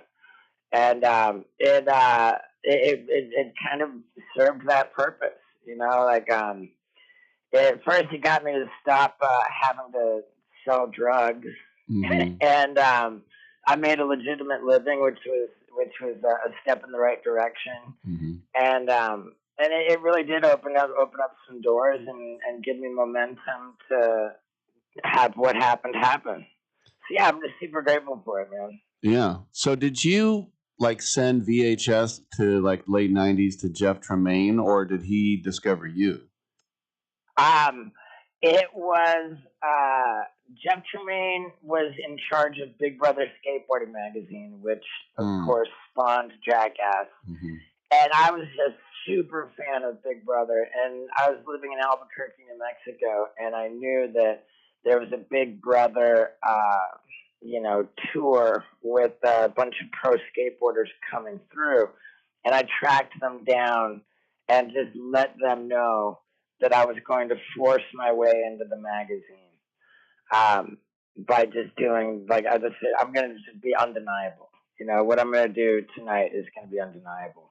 And it was, and I was hospitalized with terrible burns on half of my face. But I got the coverage in the magazine, and that was what began my relationship with Big Brother and ultimately Jackass. Right. And you've been very open with the, as you talk about your past with drugs, and you talked about how you were bipolar and your brain was effed up from too many drugs. And yet here you are, at least from what we can see in the public, you're quote unquote fine. What do you attribute that to? Was it just the resiliency of your motivation, or you're lucky your body didn't succumb to all that? Why do you think that you're pretty much okay, Steve? Man, what an interesting question, man. I really I dig that, and I think that certainly when I was in rehab and diagnosed as bipolar, I had just really abused my brain with substances to the point where I just was not okay.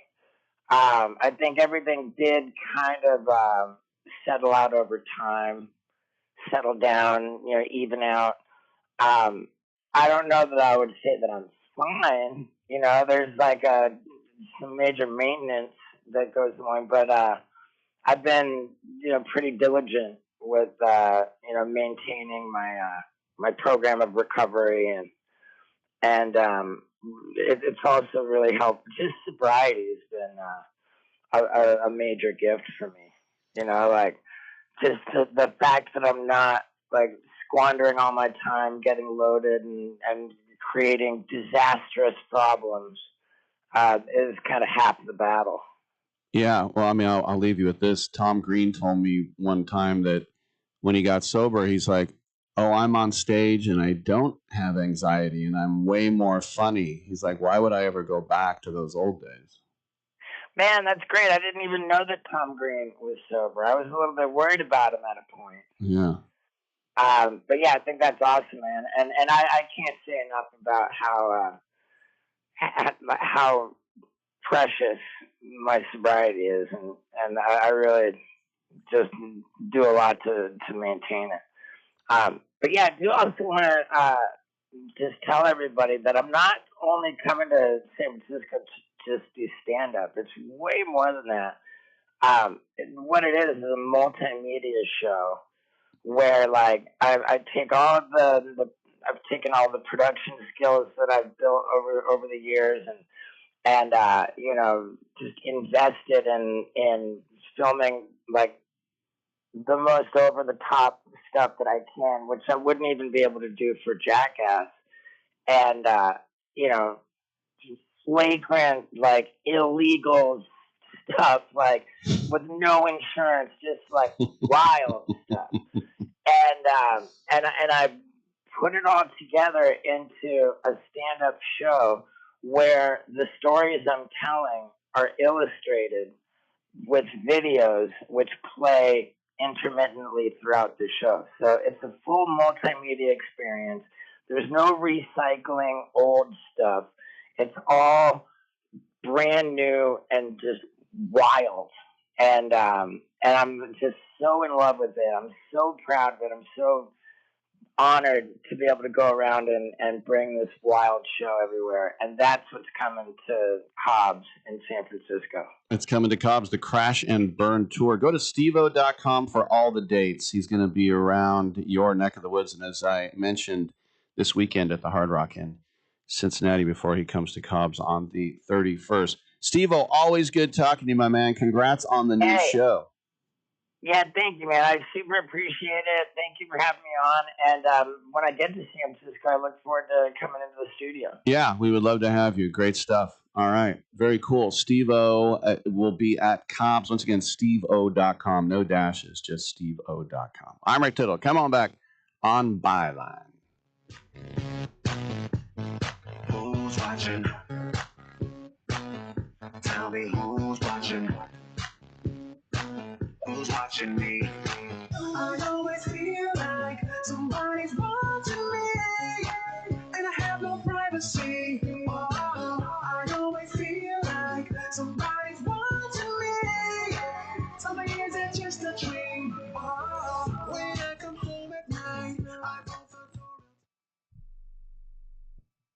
Right now, you can switch from cable television to satellite television for free. That's right, we're offering free equipment, free installation, plus get a free $100 prepaid Visa card. Call the Satellite TV hotline right now. Make the switch from cable to satellite television and expand your viewing horizon. On top of free installation, for a limited time, we're offering a fixed price guarantee. With satellite TV, you'll save money over your expensive cable bill. Plus, get access to hundreds of channels. And when you call right now, you can also ask about our seniors and military discounts. So make the switch to satellite TV right now. Everybody gets free installation, free equipment, plus a $100 prepaid Visa card. Call right now and you can switch to satellite TV and be watching everything you wanted to within the next week. And remember, installation's free, so call right now. 800-696-2871. 800-696-2871. 800-696-2871. That's 800-696-2871.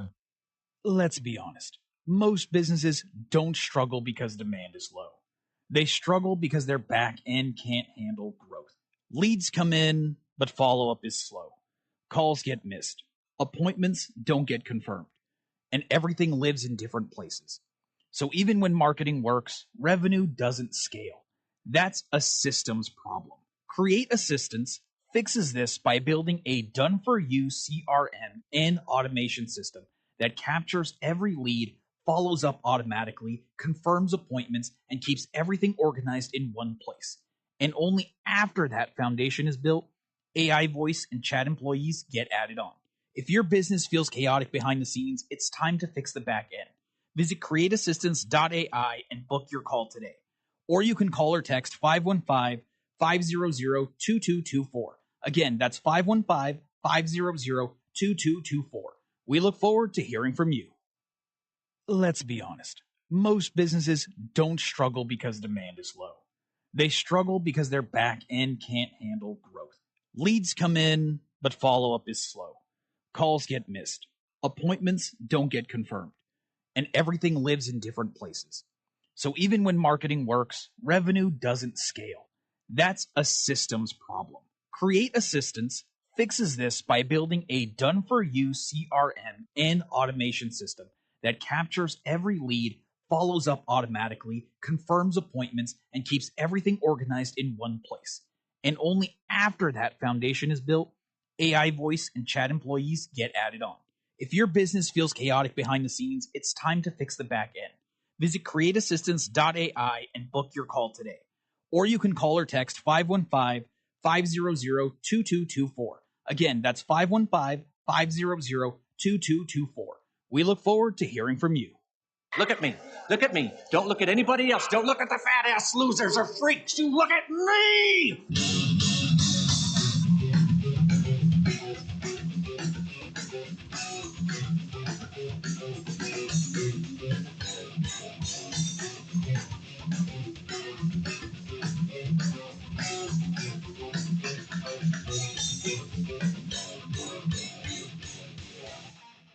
Rick Tittle will fight anyone listening to this. All right, thank you for that.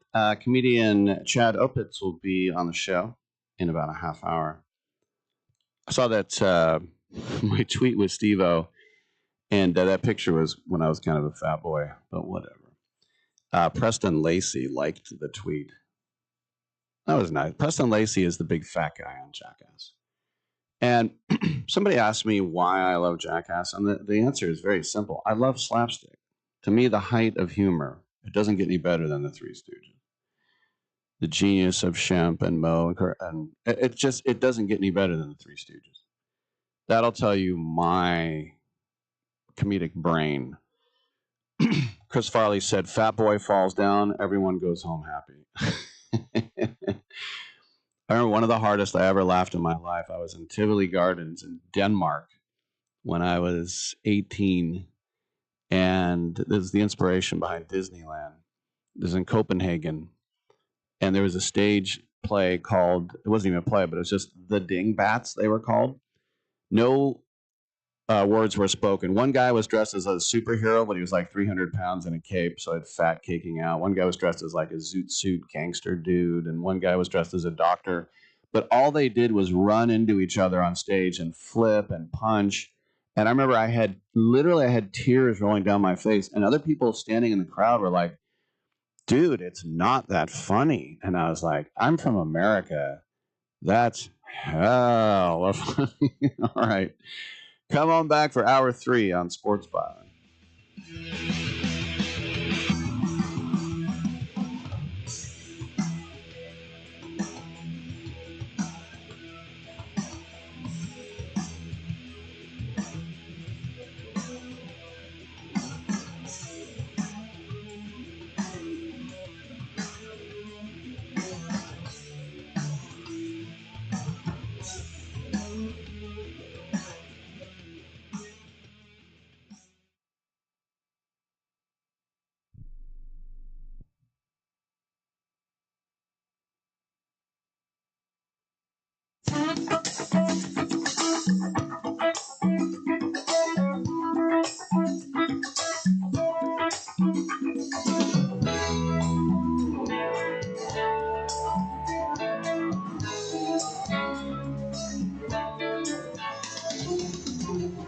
This is an all sports news sports update. College football has always been a sport built on tradition, but today's game is changing faster than at any other time in its history. Success is no longer determined only by recruiting, coaching, and player development. Universities must now navigate an environment shaped by the transfer portal, name, image and likeness opportunities, conference realignment, and increasing national competition for talent. Programs are no longer simply recruiting high school athletes. Coaches must also evaluate experienced players, looking for new opportunities through the transfer portal, creating what many describe as year-round roster management. Building a successful team now requires balancing player development with the ability to quickly address positions of need. At the same time, NIL opportunities have changed how student athletes think about their college careers. While education and athletic development remain important, athletes also have opportunities to build personal brands and enter endorsement agreements while competing at the collegiate level. Universities continue adapting to this evolving landscape while maintaining competitive athletic programs. Conference realignment has added another layer of change. Schools are joining new conferences, creating different rivalries, expanding television markets, and increasing travel for athletes and coaches. Those moves are reshaping schedules while influencing recruiting strategies and media exposure across the country. Despite all of these developments, the fundamentals of college football remain unchanged. Coaches still emphasize discipline, teamwork, preparation, and execution. The difference is that today's programs must succeed both on the field and in an increasingly complex business environment surrounding college athletics. As another season approaches, the teams that adapt most effectively to these changes may find themselves competing for championships, while those that struggle to adjust could quickly fall behind. In other sports, technology continues playing a larger role in sports officiating, as leagues search for ways to improve accuracy while maintaining the flow of competition. Professional and collegiate sports now use a variety of tools, including instant replay, ball tracking systems, goal line technology, and video review. While these innovations help officials make more informed decisions, leagues continue emphasizing that technology is designed to assist, not replace the judgment and experience of game officials. As technology continues to evolve, sports organizations face the challenge of balancing innovation with preserving the pace, tradition, and human element that fans have always associated with competition.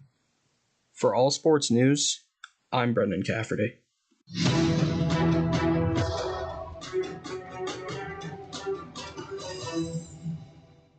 Have you been daydreaming about losing weight for years? Do you just yo-yo back and forth? At Innovative Wellness Center, we have a holistic weight loss program that allows you to lose up to 20 pounds in 30 days. People are losing weight like crazy and keeping it off. It can be done from anywhere in the United States. Go to our website at www.innovativewellness.center and schedule your complimentary consultation today. If you're losing calls, missing leads, or spending too much time chasing customers, this message is for you. Create Assistance helps businesses answer every call, text, and message 24/7 using AI employees without hiring more staff. We handle bookings, follow-ups, reminders, and customer communication all inside one simple system built for small businesses. Stop losing opportunities after hours. Visit createassistance.ai and book a quick call today. We look forward to hearing from you.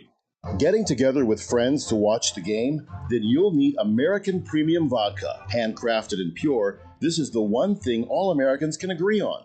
Founder Mark Gus Scott chose the finest natural elements America has to offer, and you'll taste how great it is to be an American.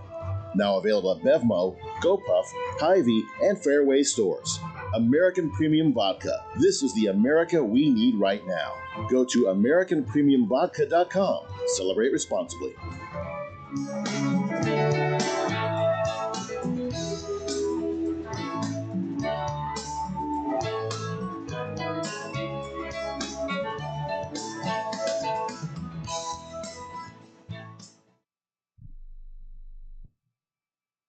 Quick question.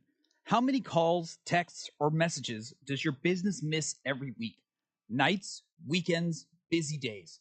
That's lost money. Create Assistance helps businesses fix that problem using AI employees that answer calls, respond to texts, book appointments, and follow up with leads 24/7 automatically. No extra staff, no complicated software. Everything runs inside one simple command center that replaces scattered tools, missed follow-ups, and manual busy work. Whether you're a service business, office, or multi-location company, Create Assistance keeps your business responsive, organized, and running even when you're off the clock. Stop letting leads slip through the cracks. Visit createassistance.ai to book a free call, or you can call or text 515-500-2224. Again, that's 515-500-2224. We look forward to hearing from you. Rick Tittle knows his sports. I hate that guy. I love that guy. Oh my gosh, he's so fine. Rick Tittle brings home the bacon, fries it up in a pan, and then he eats it. Ricky T in the hizzle for shizzle, biznatch.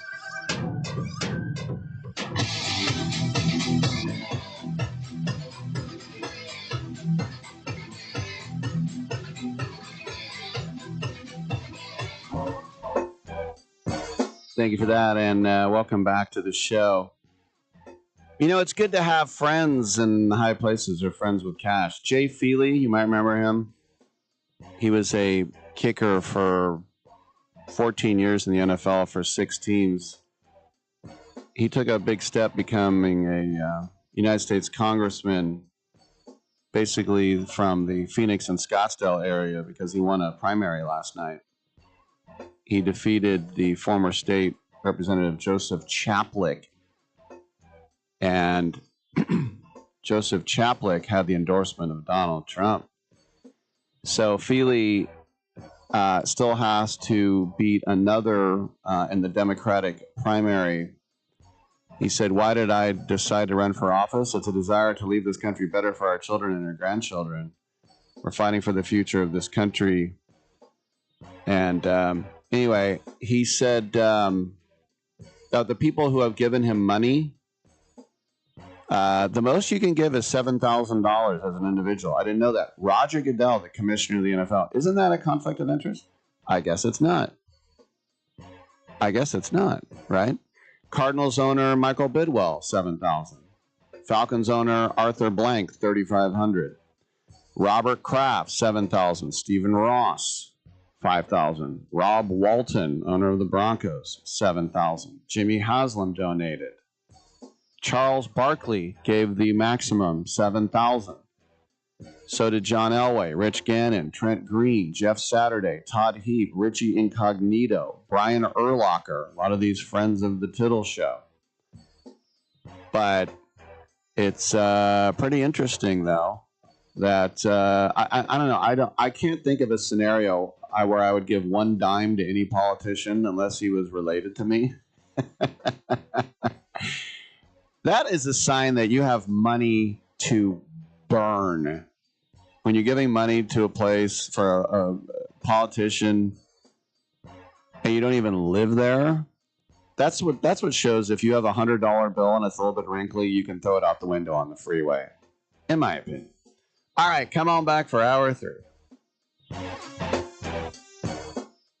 It's more than a rebellion. When your teen is slipping into drugs or alcohol, when social media and pornography consume their time and their mind, when depression and even suicidal thoughts cast a shadow over your home, as a parent, you feel powerless. There is hope. At Turnabout Ranch, troubled teens step away from the chaos and into a clarity of nature on a working cattle ranch. Care for horses, learn responsibility, build trust, and rediscover purpose. It isn't theory, it's real work, real therapy, real healing. Families from across the country have found transformation right here, just when they thought hope was gone. If your teen is struggling with addiction, harmful online behaviors, even weight management, call right now and get the help you all need. 800-219-2494. 800-219-2494. 800-219-2494. That's 800-219-2494. Do you have diabetes? I'm sure you've seen the television commercials on the new CGM devices from all the top brands and how well they can help you manage your diabetes. Do you have the latest and newest in diabetes technology? The Diabetes Solution Center carries most of the top brands, and the great news is your insurance may cover most of the cost. Call our special CGM hotline today, and our friendly representatives will help see if you qualify. You could get a new CGM from the top brands at little or no cost to you. Make living with diabetes easier. You are just one free phone call away to learn if your insurance covers the cost. So make this free call today to the Diabetes Solutions Center and learn for free how to get your new continuous glucose monitor. 800-520-8629. 800-520-8629. 800-520-8629. That's 800-520-8629. Meet Matthew Preston. Inside his apartment, everything he holds dear is protected by Progressive's Renters Insurance, like his laptop and a surprisingly valuable collection of baseball bobbleheads. Outside his apartment, his laptop is still protected, as are his bobbleheads, which he carries around with him for reasons no one knows. Renters, the limits of protection aren't just the four walls of your home. When you're in Progressive's Protection Zone, get a quote at Progressive.com. Progressive Casualty Insurance Company, affiliates, and third-party insurers. This summer, the honey pepper pimento chicken sandwich and pineapple dragon fruit and Sprite are back at Chick-fil-A. Let me tell you about the pineapple dragon fruit and Sprite. It's bright, it's bubbly, it's back. The honey pepper pimento chicken sandwich, it's so rich, and you can choose between the original or the spicy filet. Ooh boy. And then you got those pickled jalapenos tucked right under the filet, and then just to top it all off, you got a little honey drizzle right on top. Okay, now I'm a pimento fan. And I'm feeling the dragon fruit. Which fan favorite will you choose? Real customers paid for their testimonials. Titillating Sports with Rick Tittle. Rick Tittle is a genius, the best show ever. He's so wonderful, genius, the best show ever. He's so wonderful. Titillating Sports with Rick Tittle. Rick Tittle he's so handsome, he's a genius. I am so excited to be back on the Rick Tittle Show. Hey, thanks for that. And we have open lines. Don't be shy. What's going on? 1-800-878-PLAY. Chad Opitz. I'm trying to think why that, and I just remembered that's Michael Ovitz. Isn't that the head of Disney or something like that? I think he is. Ovitz. This is Opitz. Like your pits. All right. 1-800-878-PLAY is the number to call. 1-800-878-7529. I have, I'll just put it to you this way. I'm not the biggest golf fan, but I do appreciate how hard it is because I've tried golfing and I consider myself a above average athlete. Obviously, not world class or professional, but better than the average bear. And it's not an easy sport. Now, I've never taken a lesson. I probably should, but I don't want to. But I do golf now and then. I just golfed at Edgewood about, I don't know, 6 weeks ago. I'm just, I'm not that good. But, oh, we do have JD.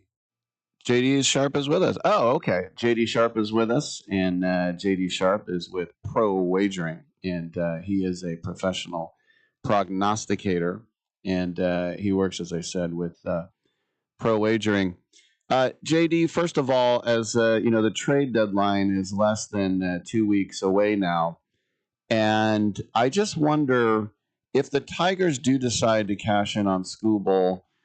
I would try to keep that guy. I mean, back-to-back Cy Young winner. But I just wonder for you, like, what would be the thinking? Would you have to get like 5 of the top 10 prospects? But he isn't a walk here, so I guess it'd have to be a sign and trade. But if you're a Tigers fan, try to explain to them why it would make sense to deal Skubal. Well, it doesn't. It doesn't make sense to deal Skubal. Unless you think that the chances of you winning anything are done, and then maybe they are, because without Skubal, what do they have? Flaherty's been bad. Framber Valdez was so bad last night. He pitched. He threw to 2 batters and he gave up 6 runs and he got pulled. I mean, the Tigers got beat so bad by the Cubs that Pete Crow Armstrong had Zach McKinstry was throwing balls to him, and Pete was not happy about it. So he started swinging at even though they were trying to intentionally walk him. So I mean, unless you think that things are really just over for you this season and for the foreseeable future, then or Jackson Jobe is coming up, and you think that there's a real chance for him to be something special, because he has a pretty special talent, but he hasn't shown anything at the next level. The one team that I think would make a ton of sense, and it's not the Dodgers. Although Dodgers, you know what? Say what you want about the Dodgers, they have an extremely impressive pipeline of prospects coming up right now. You know, Sirota, Josue De Paula is number 3. Sirota's top 15. James Tibbs, they've got like 6 or 7 guys, so they're just going to keep being good. For some reason, they continue to be a really, really impressive franchise, not just in signing players, trading for players, but also in developing players. And so, unless you think that, I think the ideal team for Scoop would be the Padres. But what are the Padres going to give up for him? What, Bogarts? They don't really have a lot of young pitching that I can see. I don't think they want to trade Mason Miller, because you want to keep. I mean, Mason Miller, the guy gets up a run once a month, maybe, and that's just extremely impressive. But would the Tigers make them give up Mason Miller to get Skubal? Probably. So, I mean, the team that makes the most sense, the team that needs it the most is the Padres, in my opinion, because they're about to make their move. Tatis hit a home run 474 feet yesterday, which is kind of cool. But the Dodgers have such young talent that I think that he's probably going to have to go to the Dodgers, because they actually have the capital to put up to make a deal like that. It makes some sense for the Tigers. And the Tigers do have a good, but they also have a good. They have their own pretty solid minor league farm system as well. Like Bryce Rainier he's looking pretty solid. So they've got a couple of prospects themselves that are developing nicely. So I mean, but I think if you want to get Skubal, you got to give up 2 or 3 probably top 50 guys. The Dodgers have that type of capital. It is available to give up to get. You know, it's funny you bring up Mason Miller, because the Yankees, from all reports now, are trying hard. Even though David Bednar has been good, they want him to set up. And Mason, I mean, you basically only need your starter to go like 6, and the game's over. So, and they just gave up Leo DeVries, one of the top 3 prospects in all of baseball, to get Mason Miller. But this is the thing that's frustrating about the Yankees. And, you know, when the A's were in Oakland, they wanted Sonny Gray. Eventually, they got him. They wanted Eric Chavez. Eventually, got him. They wanted Jason Giambi. Eventually, they got him. I mean, it's just the Yankees. Yeah. That's just what the Yankees do. So, if you're the Padres, would you flip Miller when you just flipped your best prospect for him? No, I wouldn't. Exactly. I mean, it'd have to be an unbelievable trade to include Mason Miller in it. The guy's 27 years old. He throws 103, 104. He's not like Mizorowski, where he's probably going to have some elbow problems because he throws so hard. That's not going to happen with Mason Miller, I don't think. He's not a starter anymore. Now, when he was a starter, sure, but he's going to keep blowing people away. He's going to be ahead of the game. He's going to be a problem for batters for the next 10 years. And you just know that. So it's going to take a lot to even consider moving him whatsoever. And you're right, they did give up Leo DeVries, who's a top 2 prospect in all of Major League Baseball. Well, let me ask you this, because from the names we've heard on the trading block and teams trying to cash in guys in their walk years, if you wanted an inning-eating starter who could fit in 3 through 5 in the rotation, I'm going to throw you these names. Tell me the top 2. Shane Bieber, Kevin Gausman, Foster Griffin, Tyler Mahle, Robbie Ray, Brady Singer. Oh, it's Foster Griffin all day. Foster Griffin is the only. I don't know. Foster Griffin is the only name that makes any sense whatsoever, circumstantially. The thing about Foster is he's emerged this year. The guy's 30 years old. You would think he's 23, 24. No, he's 30 years old. So he is looking to. He is looking to cash in on something. And if the Nationals were smart, because they do have quite a bit of talent on that team, and you saw C.J. Abrams 2 home runs last night. They won by I want to say 12-2. Obviously, James Woods played well. Dylan Cruz, Luis Garcia. So Foster Griffin is the guy that I would probably, and the Nats would be intelligent to either sign him to a long-term deal or move him, because he's older, he's got good stuff, he's having a significantly better year than all of them. I mean, than Robbie Ray, than all the names you mentioned, he's having a much better year. So to me, that would be the number 1 guy by far. And again, he's 30 years old, and he's never really made real money. So I think that he's definitely open to making a move and getting that big paycheck and continue to perform for the next 6-7 years or whatever. All right, just real quick because we have a minute. Robbie Ray, though, has 8 wins and a 3.3 ERA on a terrible Giants team. His playoff experience, and he has a Cy Young. I mean, to me, that name kind of popped out first. What is he, 35, 36? Well, I mean, these are all rentals, though. Yeah. I mean, I think obviously Ray can help somebody. He can definitely help somebody that's gunning for a World Series, and maybe that team is the Padres. I don't know. I keep going back to the Padres because Machado's playing well, France is playing well, Merrill's playing well. I think they have a chance to make some noise in the NL this year, just very quietly, surprisingly. You know what I mean? Remember how they just attacked Machado on ESPN for like 2 days straight because he was hitting like 158 or something at one point, right? Now he's got 20, probably 16 home runs and 57, or maybe just 20, 21 home runs and 57, 58 RBIs. So he's totally, he's basically shut all of them up, and he's played really well since then. The same thing happened with Pete Crow Armstrong. So I think the Padres have a chance to contend this year quietly. Because again, if they can score 4 or 5 runs, and they can get 2 pitchers that are going to give up between 2 and 4, 2 and 3, starting pitchers that consistently do that. You got Mason Miller, and Mason Miller is a problem. He's going to be a problem for 10 years, and he just does. You just can't consistently hit him. It doesn't happen. And so once you have that, you're always a threat to win it all. There he is, JD Sharp with Pro Wagering. Email him, sharp@betmypicks.com. Thanks for your time and your insights. Hey, thanks a lot. All right, I'm Rick Tittle. We'll come back with comedian Chad Opitz. He's at the Punchline here in San Francisco tonight, so come on back.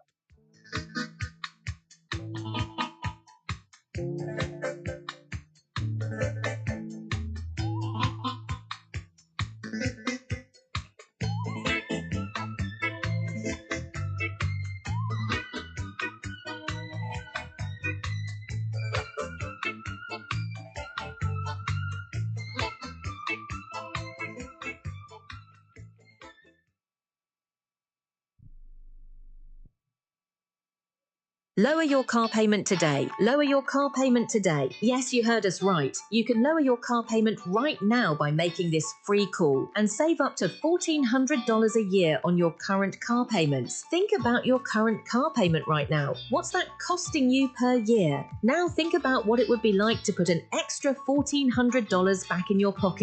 That's the average savings our customers experience. We can help you drive the same car and pay less every month by lowering your car payment's interest rate to as low as 4.67%. At Rate Genius, we can work with you to refinance any car payment. If you qualify, it costs you nothing to find out how you can lower your car payment. To learn more, call this number right now. 800-832-2816. 800-832-2816. 800-832-2816. That's 800-832-2816. I get a lot of calls from people across the country who are suffering from the affliction of IRS tax debt. Hi, I'm the tax doctor. Call me right now. My team specializes in helping people over the age of 50 solve their tax problems. And the bigger your tax problem is, the more money you can save. If you owe the IRS money, or you're about to owe the IRS money, or even if you need to file years of unfiled returns, call us right now. Our friendly, highly trained representatives are waiting right now to take your call. Over the years, we've helped thousands of people just like you stop the tax liens, wage garnishments, and harassing phone calls. You don't need to send the IRS a big fat check. We can negotiate a lower amount. That's what we guarantee for you. So call us right now. 800-603-9359. 800-603-9359. 800-603-9359. That's 800-603-9359. Hi, I'm Dr. Robert Clapper, Chief of Orthopedic Surgery at Cedars-Sinai Medical Group in Los Angeles, California. Dedicated to your health, your life, and your sports. As a weekend warrior, you know about sports injuries and pain. Exercise is an important element in keeping your body's core in good shape to minimize sports injuries. But when you are in pain, there is one product that I recommend to my patients, and that is Blue Goo Gel. Blue Goo consists of a proprietary formula developed specifically for the treatment of inflammation and general muscle aches and strains. I recommend Blue Goo for my patients coping with hip and knee pain before surgery, especially bursitis and tendinitis. Give Blue Goo a try. Call 1-888-330-0123 and you'll receive a 1-week supply of Blue Goo absolutely free. The makers of Blue Goo are even paying the shipping. The number again is 1-888-330-0123. If you want more information on Blue Goo, visit online at www.dothegoo.com. Now available at select Big 5 stores near you. There are rich teams and there are poor teams. Then there's 50 feet of crap. And then there's us.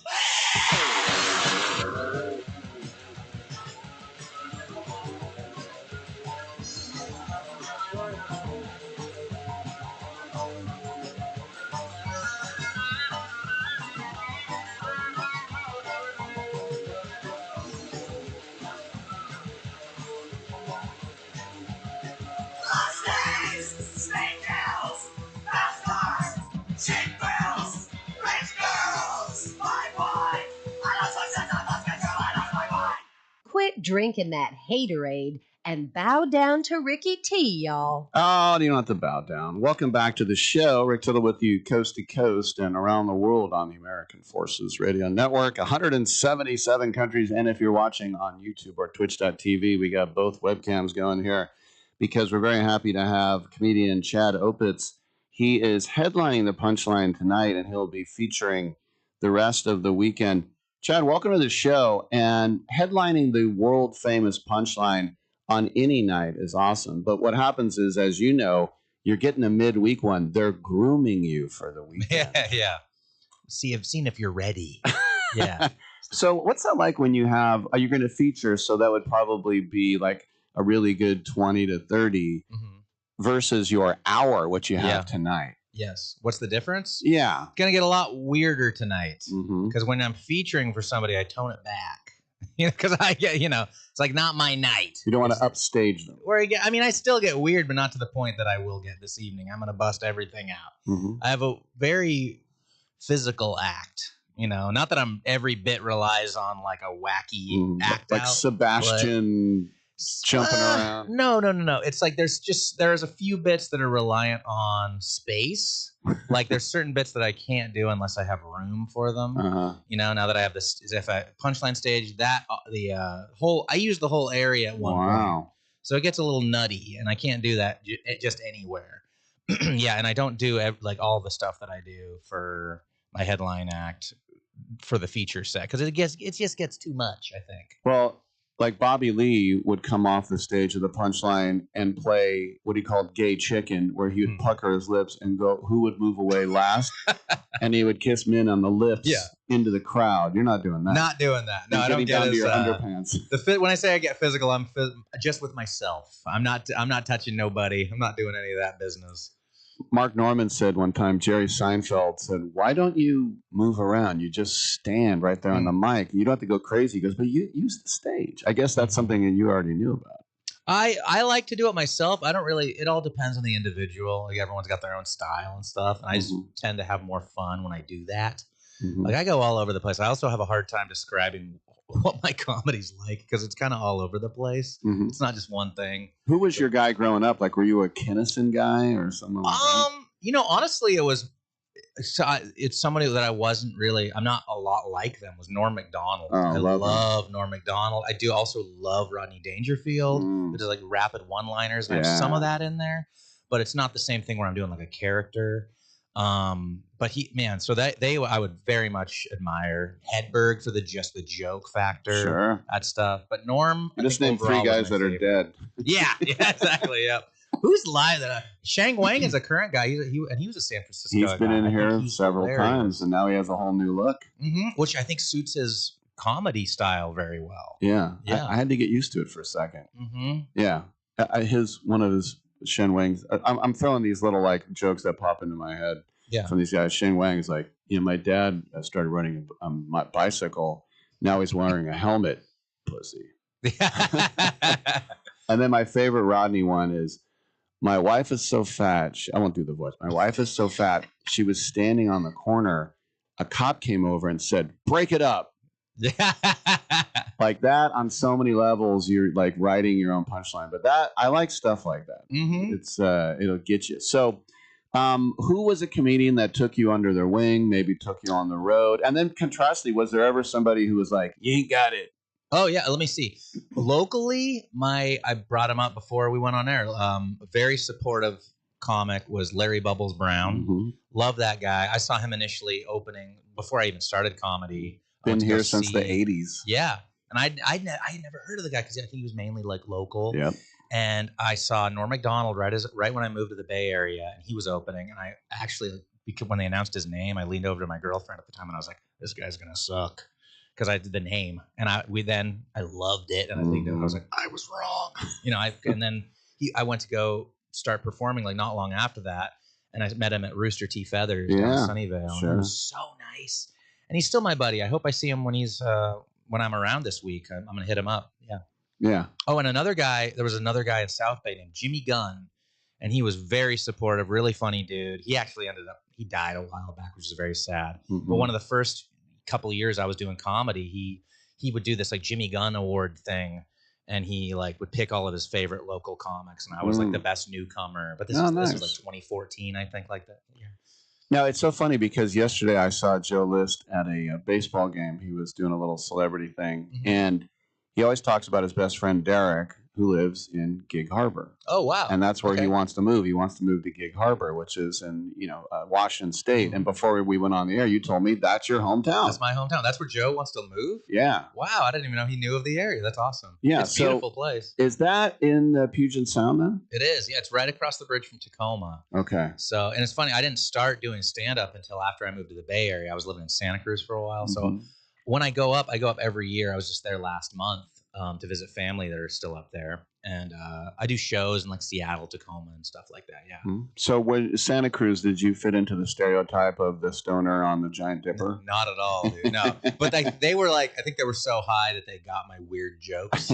So they're like, this is weird. And they were really into it. So that was a good place to start. Yeah. I'll throw this story at you, which I think is great. And Ryan Hamilton told me, and of course he's from like Rexburg, Southeast Idaho. And because I asked him about a hell gig, and he said one time in the winter there was a bar mic in Montana, and he drove 5 hours in the snow. He got there, he did 10 minutes, no one listened to them. He got $20 cash for the gig, and the lady who ran it said, "Come here for a second." And he leaned in and she headbutted him and laughed her ass off. And he said he drove 5 hours home with an ice pack on his head with $20, and he said, if I don't quit now, I guess I'll never quit. Yeah. So what was your gig where you're like, you know what, screw this? I think the worst one ever was in Oakland. I got hired to open for a jazz band. Oh. And that doesn't make any sense. My act doesn't make, and honestly, having any comedy before like a jazz or a blues band doesn't make any sense. And so I thought there was going to be an opener, then me, and then the band. The band walks up on stage, and I said to the booker, I was like, oh, okay, so am I going up after them? And she goes, no, they're going to just be there while you're doing your act. So then she goes, I'll do a few minutes and then bring you up, just to break the ice, So I thought she was going to do some jokes. She goes up and she goes, I know you're not here for comedy, but here it is. Please welcome Chad Opitz. That was the whole intro I got. And so I go up just completely bombed for 10 minutes. That was one gig where that was a literal run, grab the money, run out the venue. Yeah. Because I didn't want to talk to anybody. That was one where I was like, what am I doing? Why am I doing this? Have you ever done like a corporate or something where they fire you? Any of that? Oh, no. I have done some of the weirdest ones I've done were like during Zoom, pandemic Zoom shows. Yeah. I've done some corporate Zoom shows, which talk about like you got to just perform for yourself on those. You got to because no one's laughing on a Zoom in general. And even if there are, you can't hear them. No, everyone's mics are off, and you got to maybe look for somebody chuckling. So that's when you really got to just hope you enjoy your own material. That's what I always say. Like when I do a show like this, I have to try to enjoy my material because I get absolutely no feedback. And then maybe like 6 months later, somebody will say, "Hey, that was funny when you said," and I was like, "Oh yeah." But for you, it has to be instant. And some comedians live off. If you don't get a laugh, oh, I'm a fraud. And you do get a laugh, you go, oh, I'm the greatest ever, right? Mm-hmm. Yeah. No, totally. And those Zoom ones were very bizarre for that because, you're not getting that. And they would even do ones during the pandemic where you're outside, people are in their cars honking their horns. Oh, yeah. So those ones I definitely did not enjoy. Where you're just like, I feel like you're mad at me because you're honking your horn at me. It doesn't come across like a laugh to me. It comes across like you're angry. So now you're in LA. Are you like at the store, the Laugh Factory, Improv? Yeah, I was just at the store Monday. Doing their mic there, and I've done some gigs. And is that OR or Belly Room? OR, yep. I love the so people don't know the original room because there's a main room too. I love the original room like maybe a Tuesday, Wednesday night because you'll get 8 big names and they'll all be coming in with a piece of paper just working on it. Yep. And it's so I remember one time Sarah Tiana, who was in there a couple of times, she came out with a piece of paper and she goes, you ever notice some countries are like superheroes? And she gave 3 examples and it was crickets. And she goes, all right, forget that. Yeah. I'm working it out. It was funny at the kitchen table and she just scrunched it all up. All right. We're scrunching up this segment. How's that for a segue? We'll take a quick break. We'll come on back in studio with Chad Opitz. He is headlining the Punchline tonight. I'm Rick Tittle. Come on back.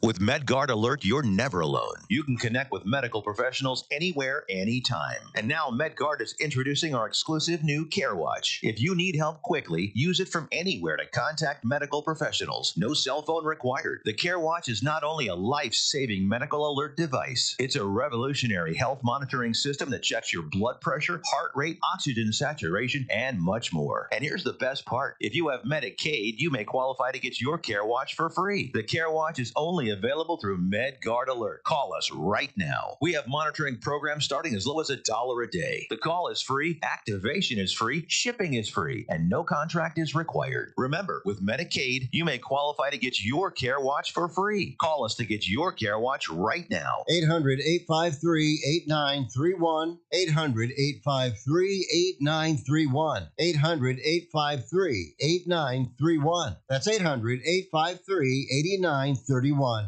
I'm holding in my hand the American Silver Eagle dollar. It's a beautiful piece of American history, and it's 1 ounce of silver. Originally minted in 1986, these coins are a beautiful classic piece of American history. and they're a great investment you should add to your portfolio.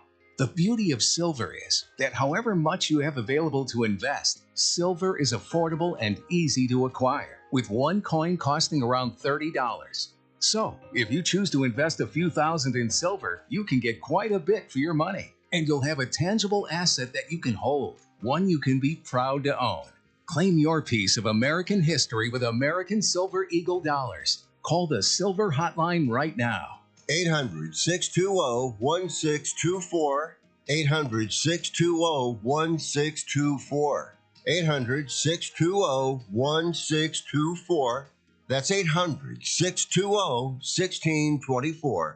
Right now, you can switch from cable television to satellite television for free. That's right, we're offering free equipment, free installation, plus get a free $100 prepaid Visa card. Call the Satellite TV hotline right now. Make the switch from cable to satellite television and expand your viewing horizon. On top of free installation, for a limited time, we're offering a fixed price guarantee. With satellite TV, you'll save money over your expensive cable bill. Plus, get access to hundreds of channels. And when you call right now, you can also ask about our seniors and military discounts. So make the switch to satellite TV right now. Everybody gets free installation, free equipment, plus a $100 prepaid Visa card. Call right now and you can switch to satellite TV and be watching everything you wanted to within the next week. And remember, installation's free, so call right now. 800-696-2871. 800-696-2871. 800-696-2871. That's 800-696-2871.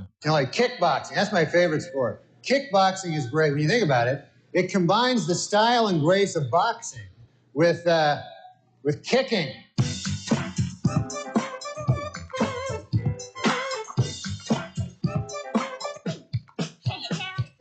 Mirror, mirror on the wall, tell me, mirror, what is wrong? Can it be my daylight clothes or is it just my daylight song? What I do ain't make believe. People say I sit and try, but when it comes to being daylight, it's just me, myself, and I. It's just me, myself, and I.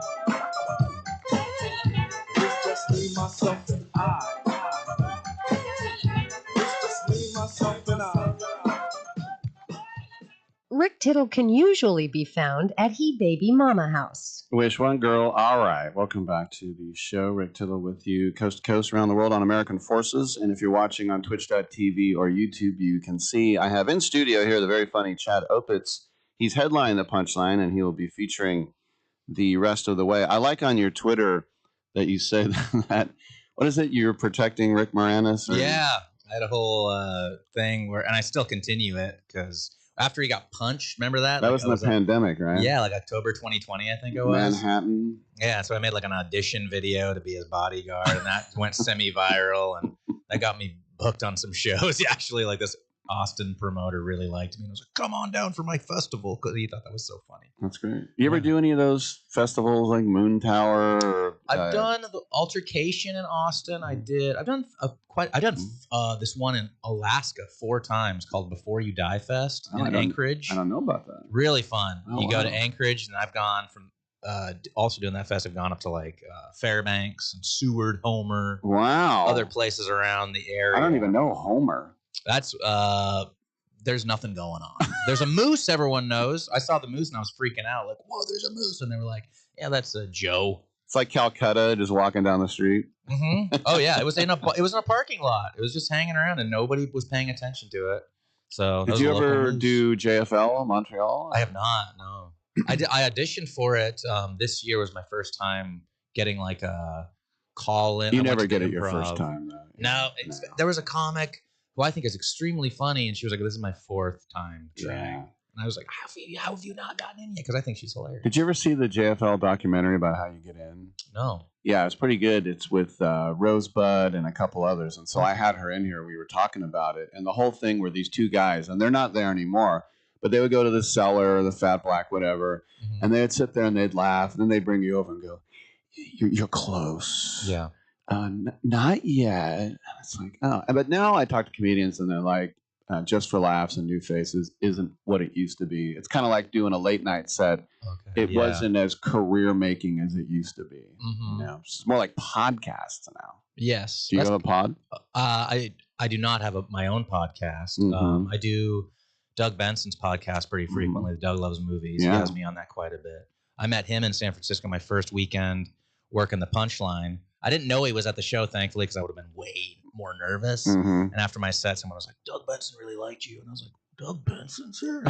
He came over. He was super high, of course. And he was, you want to do my podcast? I was like, oh, yeah. But then I didn't give him any information. I was like, how do I get a hold of him? So I did talk to another comic who I knew him. Right. And they were like, just follow him on Twitter and send him a message. And so I did that. And then like a week later, he messages me like, hey, you want to be on my podcast? I'll have my agent contact you tomorrow. Give me your number. That's great. And then the next day, he just texted me and was like, I'm my own agent.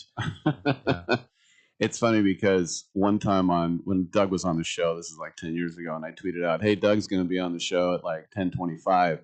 And then he tweeted back at me, isn't it 11:25? And he was right. And I go, the guy who's totally famous for being high was right, and I was wrong. Mm-hmm. And that was pretty good. But so now you've been passed at the store, which is good. Now, it doesn't mean that you're giving your avails, but you are getting up. I'm getting up. I wouldn't say I'm past there. It's a really long process. And I've just had the luxury of getting able to do some sets there. And I think they've still got me, like their eye on me. I would not say I'm past there. Same with the improv. I've gotten to go up. I've even hosted the main room in the improv. But you just continually have to just keep going back. And then until, they know that you're willing to put in that much time, you got to go there all the time. And so have you ever tried going to New York, doing the Village, any of those? Or I've only been to New York once. I went there for about a week in like 2018, and I loved it. And I want to go back. I might be going back in the fall, actually, because I got a buddy who runs a club in Boston called the Comedy Studio, and he wants me to feature there. So I'll probably make a trip of that and just hit some spots in New York while I'm around. There are a lot of mics in Brooklyn, too. There's tons. There's all kinds of them. Yeah. There's tons of stage time in New York. I just think it's amazing how, and it's very cool, and I'm not saying these comedians are my best friends, but I've got to know a few of them over the years, and then they give me their number, and they go, hey, when you're in town. And so then those three clubs on McDougal and whatever that is, Fifth, with the Fat Black and the VU and the they all connect underneath. You go to the Olive Tree, comedian's table in the back. When you use the restroom, you go down their stairs and you walk through the live show. Oh, man. At the cellar. But then like Upper East is the comic strip where like Sandler and Rock got their start.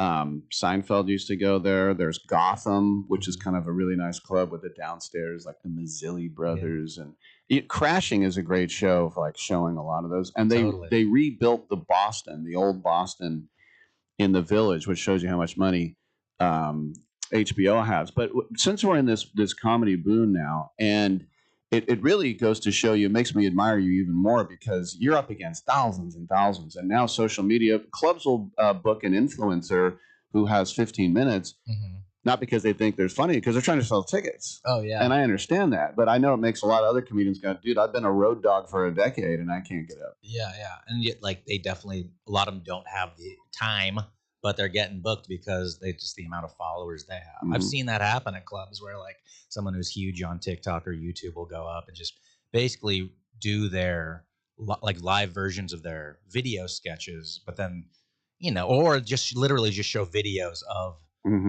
that and then come up like dressed like a character for 1 minute and then leave and then just show another video. And you're like, this is kind of like, seems like a cheat, but it is. There was a comedic actor who's well known, and I don't want to mention his name because what I'm going to say about him isn't very flattering, but he was he still is a very funny comedic actor, but he was on stage here in San Francisco, and he came in, he did my show, he's a real nice guy, and then I went to go see him, and about 15 minutes in, he kind of had this look on his face where he was like, that's all I got. And then he was like, who wants to come up on stage and have a beer with me? And I was like, this is really sad. Yeah. And I kind of thought, you shouldn't, if someone said, hey, go up on stage now, and you run out and you go, this is all I got. But when you have an hour to do, and then it sneaks up on you like that. And I know comedians just like, well, no one's laughing. I'm going to switch my closer to now. And maybe you might tell the same joke twice because you get them, bent in your head or whatever.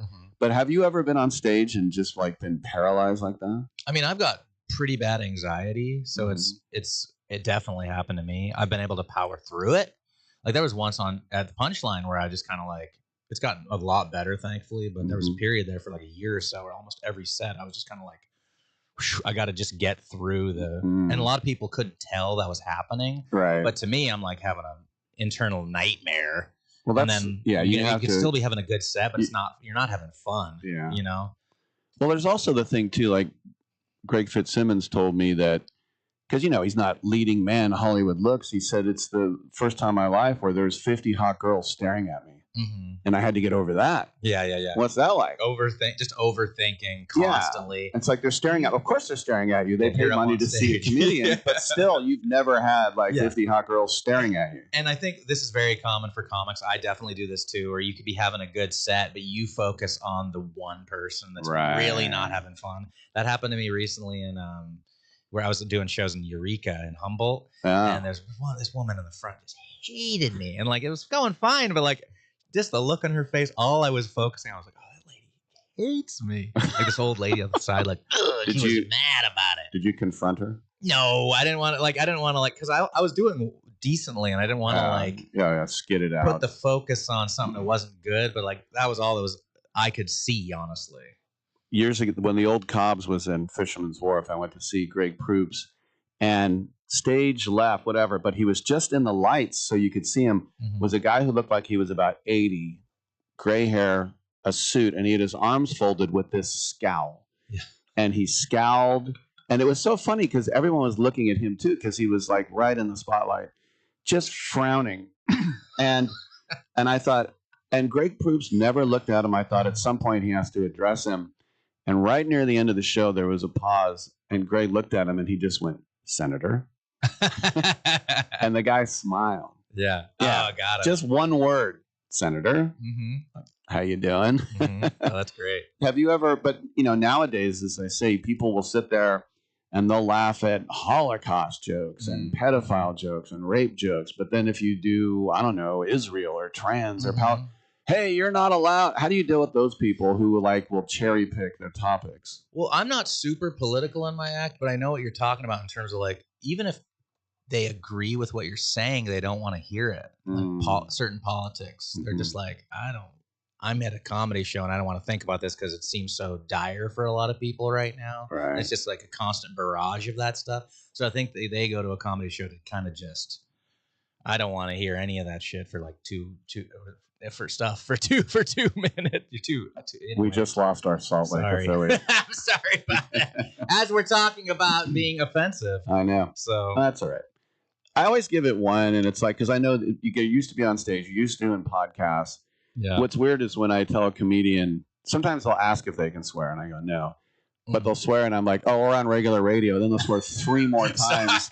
I'm like, how can you go anywhere? And I'm also a relatively clean comic, so that's kind of wild that I pulled that. Sorry. It's all right. Well, it's just 2 examples. I remember one time Mark Norman said that he did an abortion joke, and he got off stage, and a woman said, "That's not funny. I had an abortion." And he goes, "I just made a joke. I think what you did was much worse." Yeah.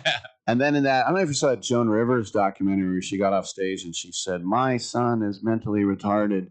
And she goes, "F you, there's no rules in comedy." I was like, whoa. Yeah. She's like doubled. And she is right. There's no rules in comedy. You either laugh or you don't. And saying that to Joan Rivers is especially crazy because her whole act was always like that. It was very in your face and stuff. So I was like, why are you saying that to Joan Rivers of all people? Well, and the thing too is like, as you say, I want to laugh at the comedy club. I don't want to like think about what's right or what's wrong. And I'm rooting for the comics. Like, please be funny. And every once in a while, it's maybe 2 times the feature was better than the headliner. That happens sometimes. Yeah.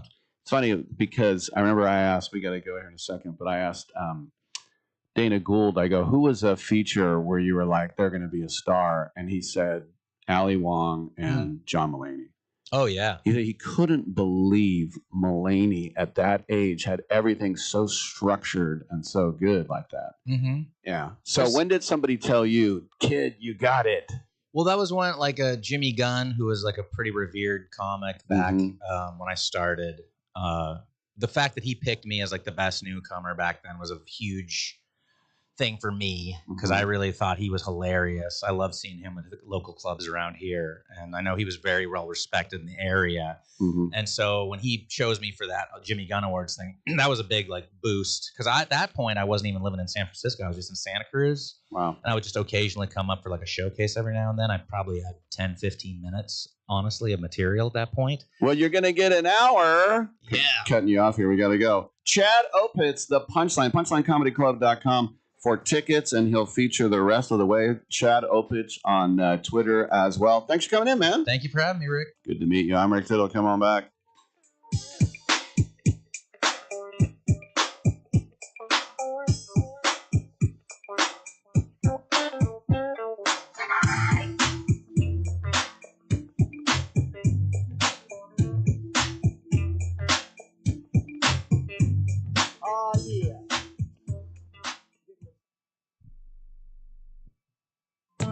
Do you want to add a boost to your sex life this weekend? Do you want to make your partner and yourself happy? Then call our special hotline now. We'll sell you those little pills that work below the belt for less than $1 a pill and deliver your package in a few days, just in time for the weekend. Our pill delivers almost the same results as expensive pills for less than $1 a piece, and you don't need a prescription. And ask about their buy 3 get 3 free offer. What are you waiting for? Boost your sex life and have a great time now. Less than $1 a pill, discreet delivery in a few days, and a buy 3 get 3 free offer? Dial this number and save it now. 800-245-2751. 800-245-2751. 800-245-2751. That's 800-245-2751. Paid for by the Pharmacy Shop. Sometimes life changes and the house you once loved becomes a burden. Too many repairs, too many memories, too much to handle on your own. If you'd like to sell your home fast, we can help at the Home Buyers Hotline. We can help you sell your home as is, no cleaning, no showings, and there are absolutely no hidden fees or real estate commissions. We'll pay you a fair price for your home in cash. Whether you're downsizing, handling an estate, or just ready for peace of mind, call us. We'll help you walk away from your problem property in no time at all and get you the cash in your bank account with little hassles. If you'd like to sell your home fast, as is, we can help at the Home Buyers Hotline. Call Want to Sell Your Home now for a free quote to sell your home in any condition. Call 800-950-3143. 800-950-3143. That's 800-950-3143. We call ourselves ASAP Travel for one reason. We can help you book a ticket ASAP. For those of you that don't know, that means as soon as possible. That means no wait time. You get through right away. No searching online. Our specialty is the lowest available fares on the big name airlines. You know them. We can't tell you their names. You can fly domestically or internationally and save more money than you could if you call the airlines directly. Our proprietary software goes underneath the hood of the major airline booking systems and finds you the best rates available. So if you're ready to make your travel plans right now, business or vacation travel, we have all the major airlines, always at great rates. Call ASAP Trips and we'll have your ticket in your inbox in 15 minutes. Call this number now. 800-364-2984. 800-364-2984. 800-364-2984. That's 800-364-2984. I'm going to give you to the count of 10 to get your ugly, yellow, no good keister off my property. Hey, hey. Yeah. What a man, what a man, what a man, what a mighty man. Sing it now. What a man, what a man, what a man, what a mighty man. He's a mighty, mighty good man. What a man, what a man, what a man, what a mighty good man. Yes, he is. What a man, what a man, what a man, what a mighty good man. If you're thinking about calling Rick Tittle, just put down that phone and shut your ugly face. Oh, that's messed up. All right. So there's this video going around of Charlie Woods. Poor kid. He's a senior in high school, but he was at the U.S. Amateur. And he was in good position for a while, and then things went a little bit sour, missing the cut. He was headed to Florida State, by the way, which has the #1 golf recruit in the country named Miles Russell. So I guess this is the place to go now. And it's always hard. At least he's not Tiger Woods Jr. That would have sucked. He has his own name. But he was in a he was at a place called Saucon Valley Race Course in Bethlehem, Pennsylvania, and he was hoping to earn his way into match play for the first time, but he carded a bogey on the first playoff hole.